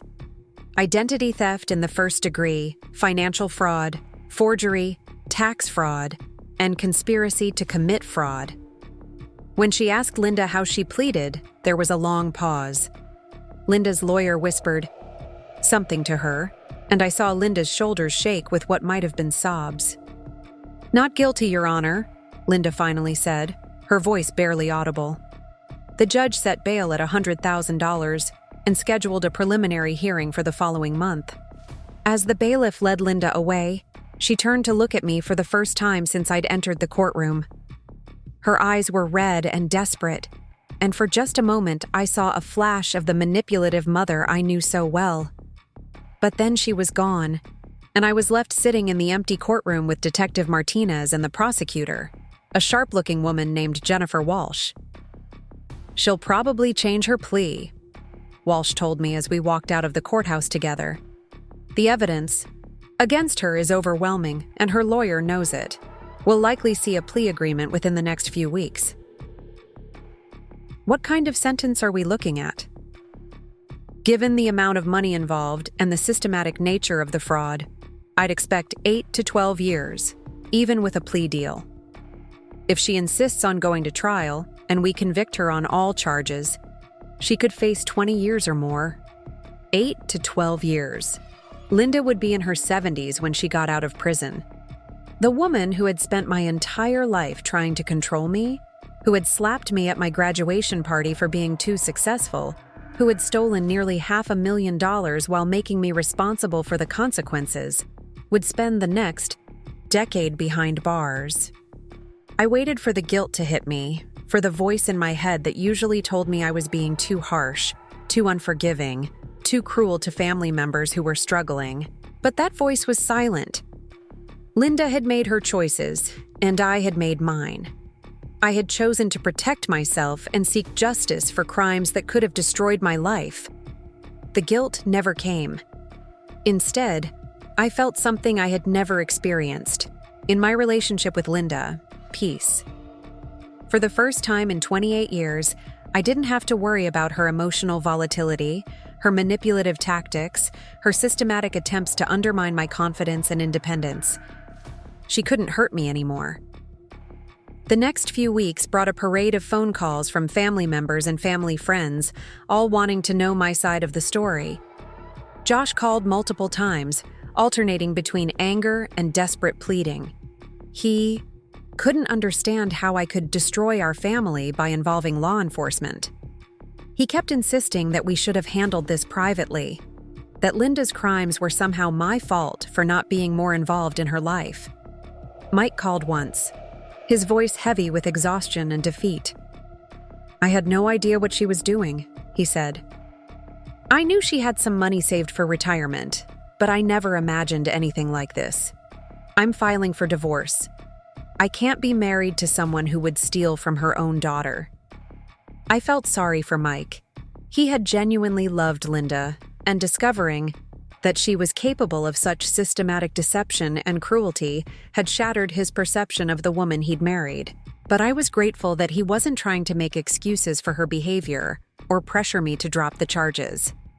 The most surprising call came from Linda's sister Patricia, who lived in Phoenix.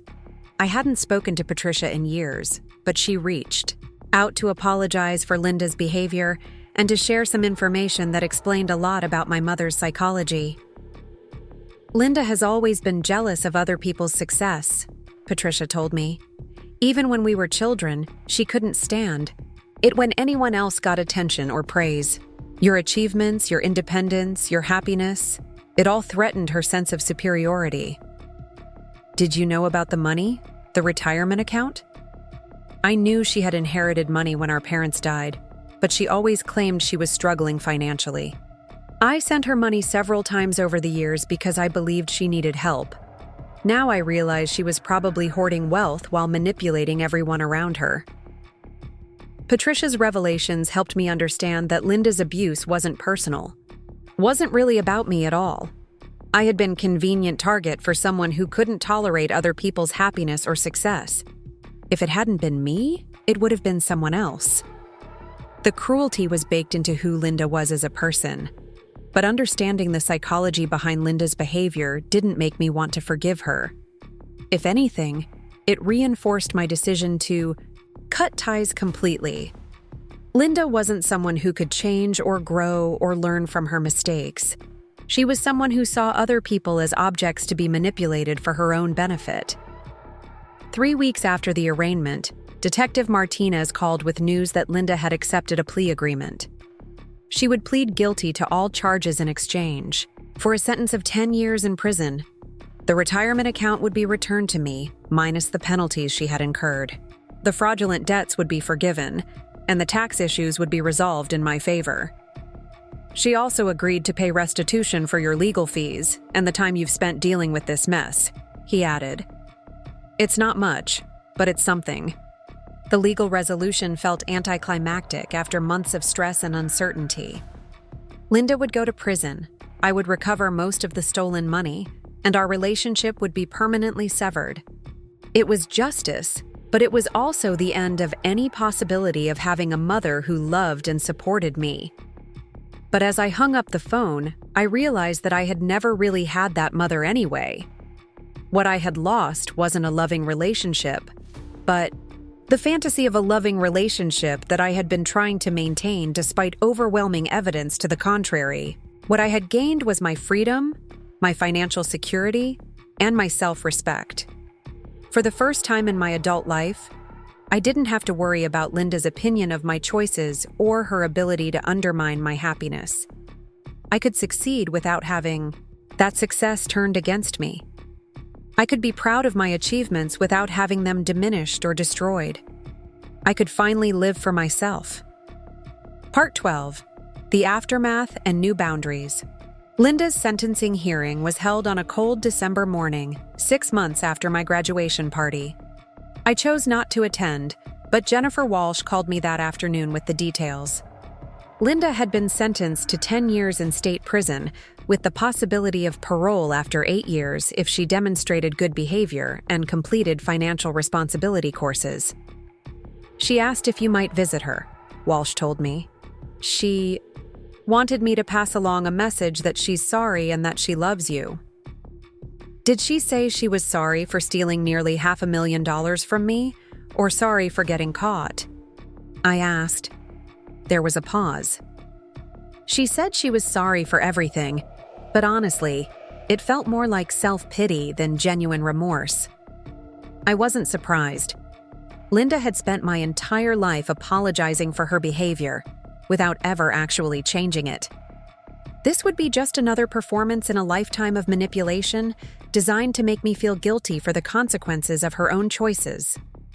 Please tell her that I won't be visiting, I said, and that any future communication needs to go through attorneys. Walsh agreed to pass along the message, and I hung up feeling lighter than I had in months. The legal process was finally complete. Linda was in prison, I had recovered most of the stolen money, and I was free to build a life without her toxic influence. But the real work was just beginning.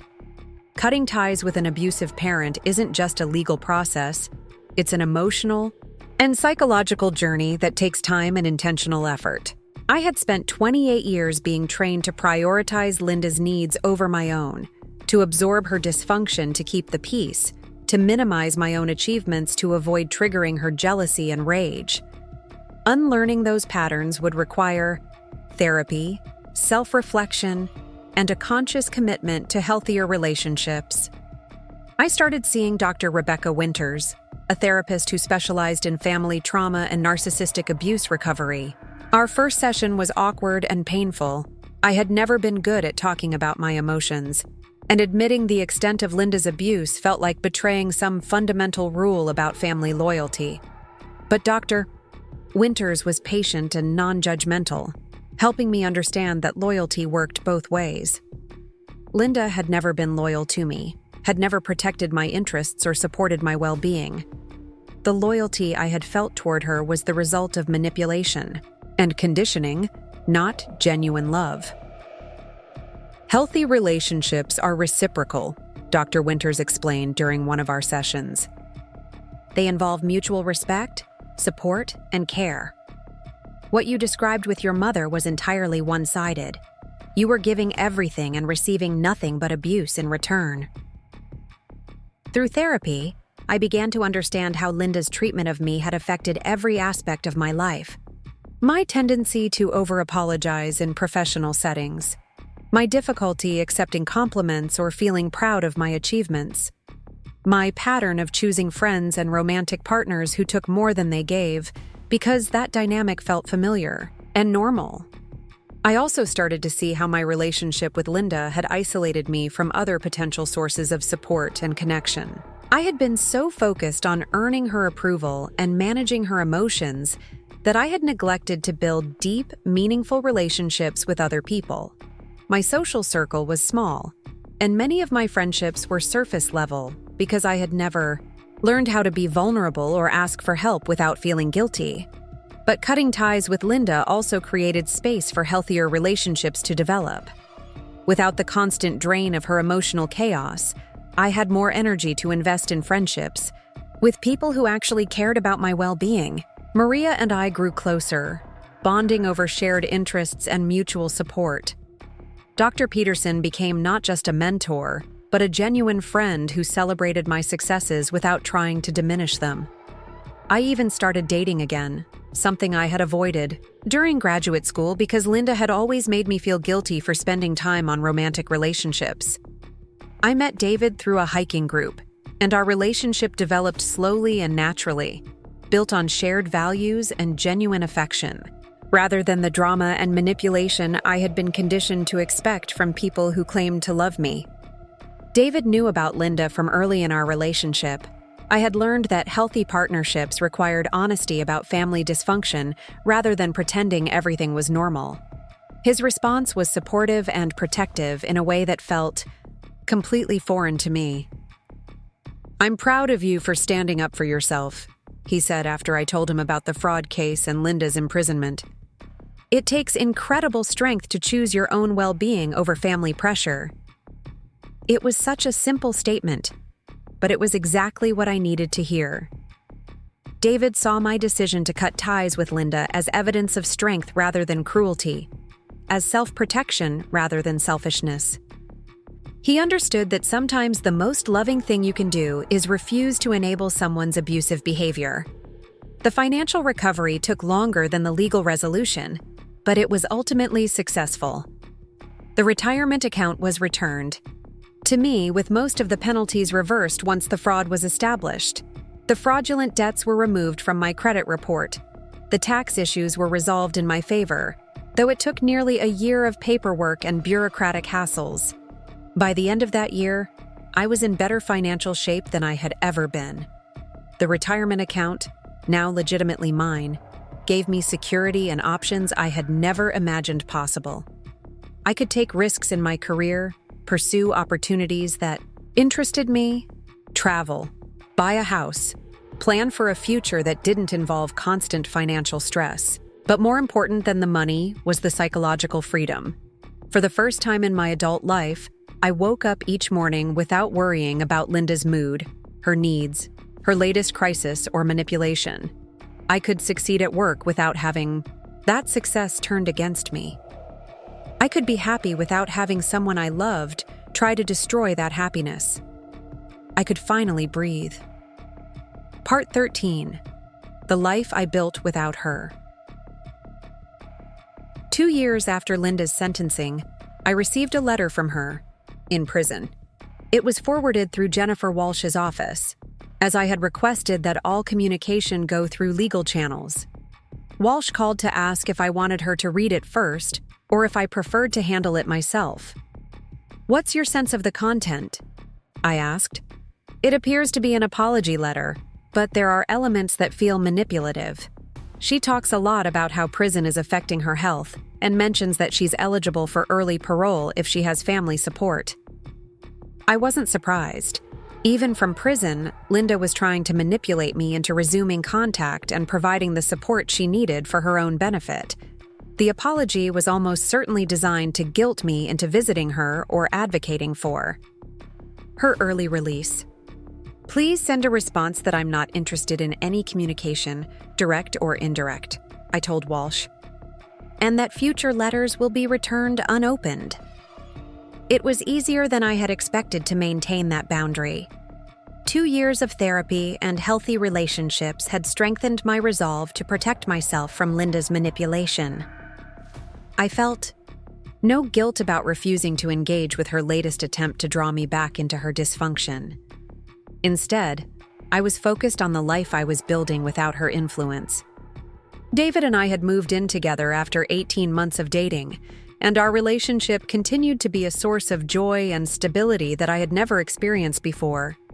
He was kind, supportive, and genuinely excited about my achievements rather than threatened by them. We were planning to get married the following spring, and I was looking forward to creating a family dynamic that was built on mutual respect and love rather than manipulation and control. David understood that I might never have a traditional relationship with my extended family, and he was committed to helping me build new traditions and connections that were healthy and supportive. My career was thriving as well. Without the constant emotional drain of managing Linda's crises, I had more energy to devote to challenging projects and professional development. I had been promoted to senior project manager at Henderson Engineering and was being considered for a partnership track that would have seemed impossible during the chaos of my relationship with Linda. Dr. Peterson had become not just a mentor, but a genuine friend who provided the kind of professional guidance and personal support that I had always wished I could get from a parent. When I told him about the partnership opportunity, his response was everything I had hoped for from Linda, but never received. "You've earned this," he said simply. "Your work is exceptional. Your leadership skills are strong, and you have the integrity and judgment that our firm values. I'm proud to recommend you for partnership."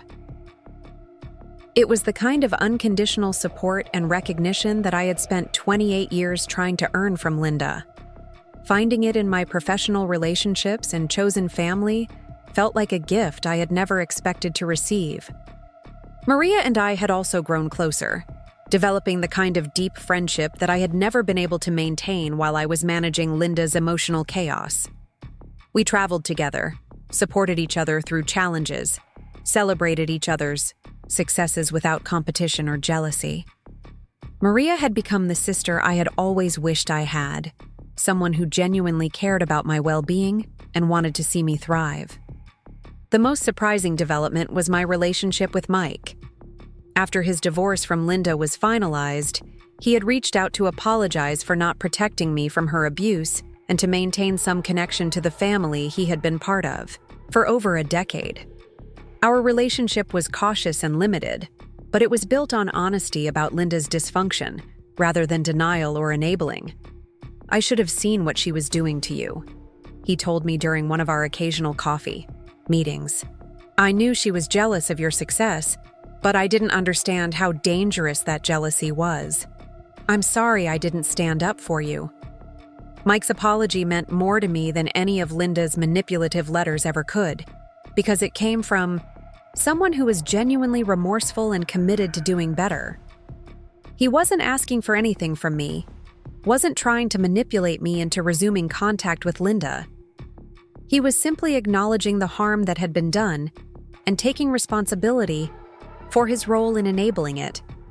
Josh, on the other hand, had never reached out after Linda's sentencing. I heard through Mike that he was struggling with addiction and had moved back in with Linda's sister Patricia in Phoenix. The family dynamic that had protected him from Linda's worst behavior had also left him unprepared to handle adult responsibilities, and he was apparently having difficulty functioning without the support system that had always cushioned him from consequences. I felt sad for Josh, but I didn't feel responsible for fixing his problems. That was another pattern I had learned to break through therapy. The assumption that I was responsible for managing other people's emotions and solving their crises. Josh was an adult who would have to find his own path to recovery and stability. As I reflected on the 2 years since Linda's arrest, I was struck by how much my life had changed. Not just the obvious things like financial security and freedom from manipulation, but deeper changes in how I saw myself and what I expected from relationships. I had learned that I deserved to be treated with kindness and respect, that my achievements were worth celebrating, that my happiness mattered as much as anyone else's. I had learned that boundaries weren't cruel or selfish, but necessary for healthy relationships. I had learned that choosing my own well-being over family dysfunction wasn't betrayal, it was survival.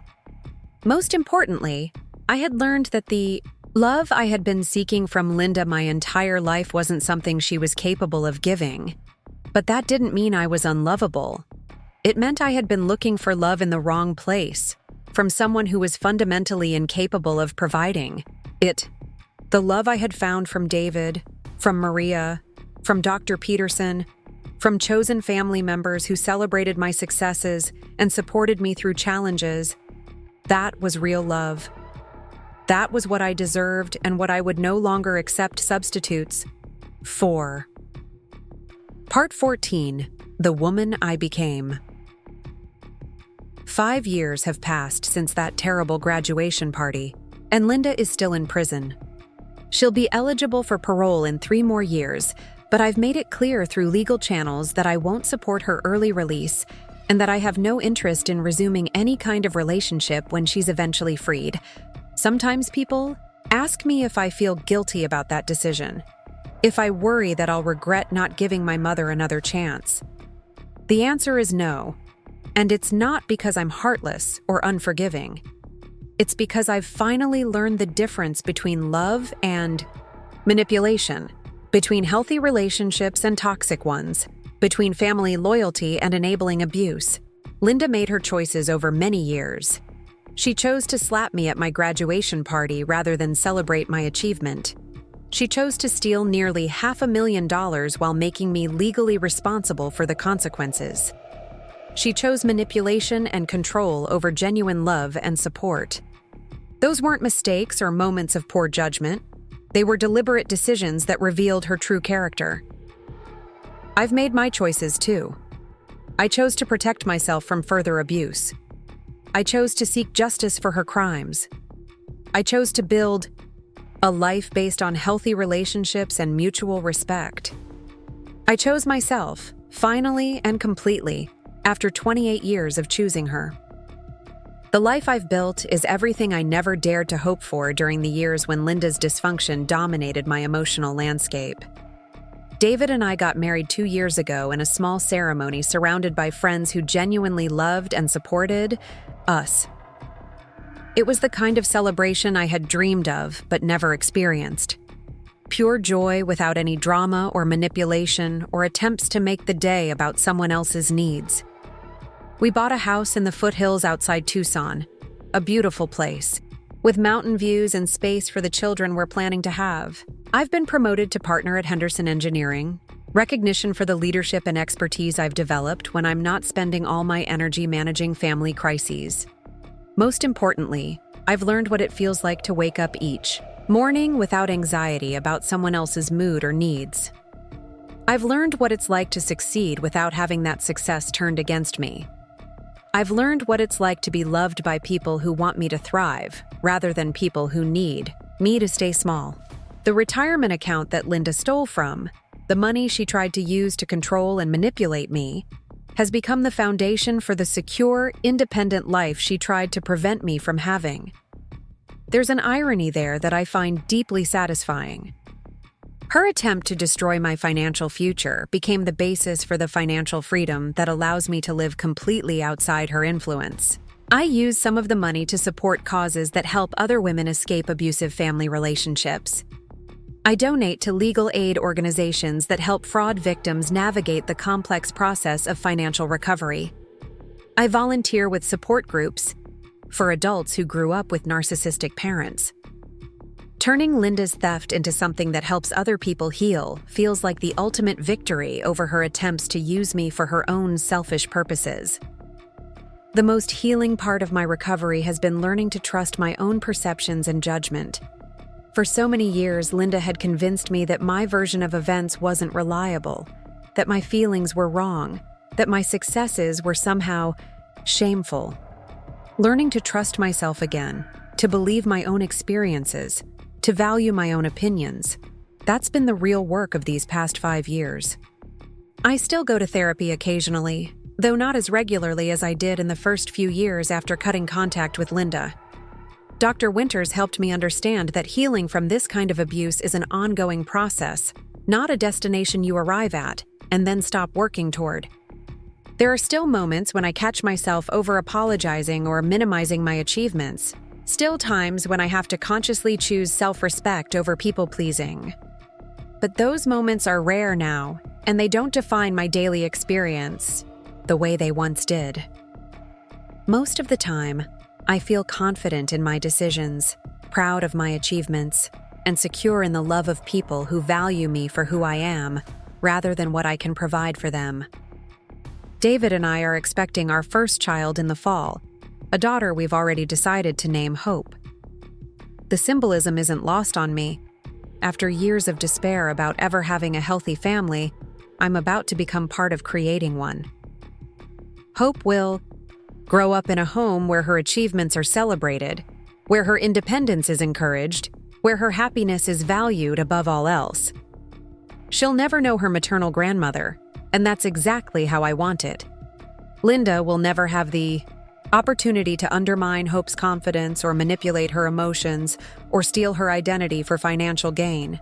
My daughter will grow up free from the kind of systematic abuse that shaped my entire childhood and early adulthood.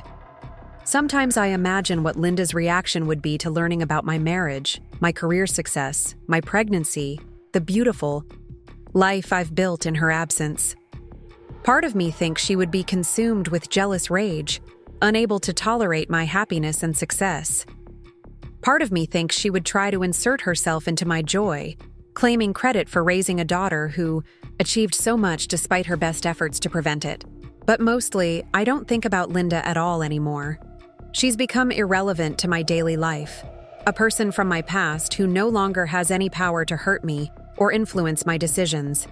That's the real victory, not her imprisonment or the financial restitution, but my complete indifference to her opinion of my choices.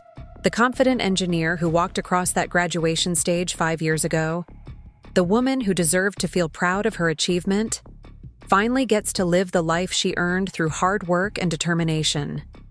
She gets to be celebrated by people who love her, supported by people who want her to succeed, valued for her intelligence and kindness and strength. She gets to be happy without anyone trying to destroy that happiness. She gets to be successful without anyone trying to make her feel guilty about it. She gets to be herself, fully and completely, without fear of punishment or retaliation. That woman is me. I am her.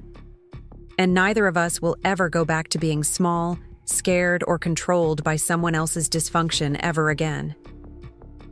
Up next, you've got 2 more standout stories right on your screen. If this one hit the mark, you won't want to pass these up. Just click and check them out.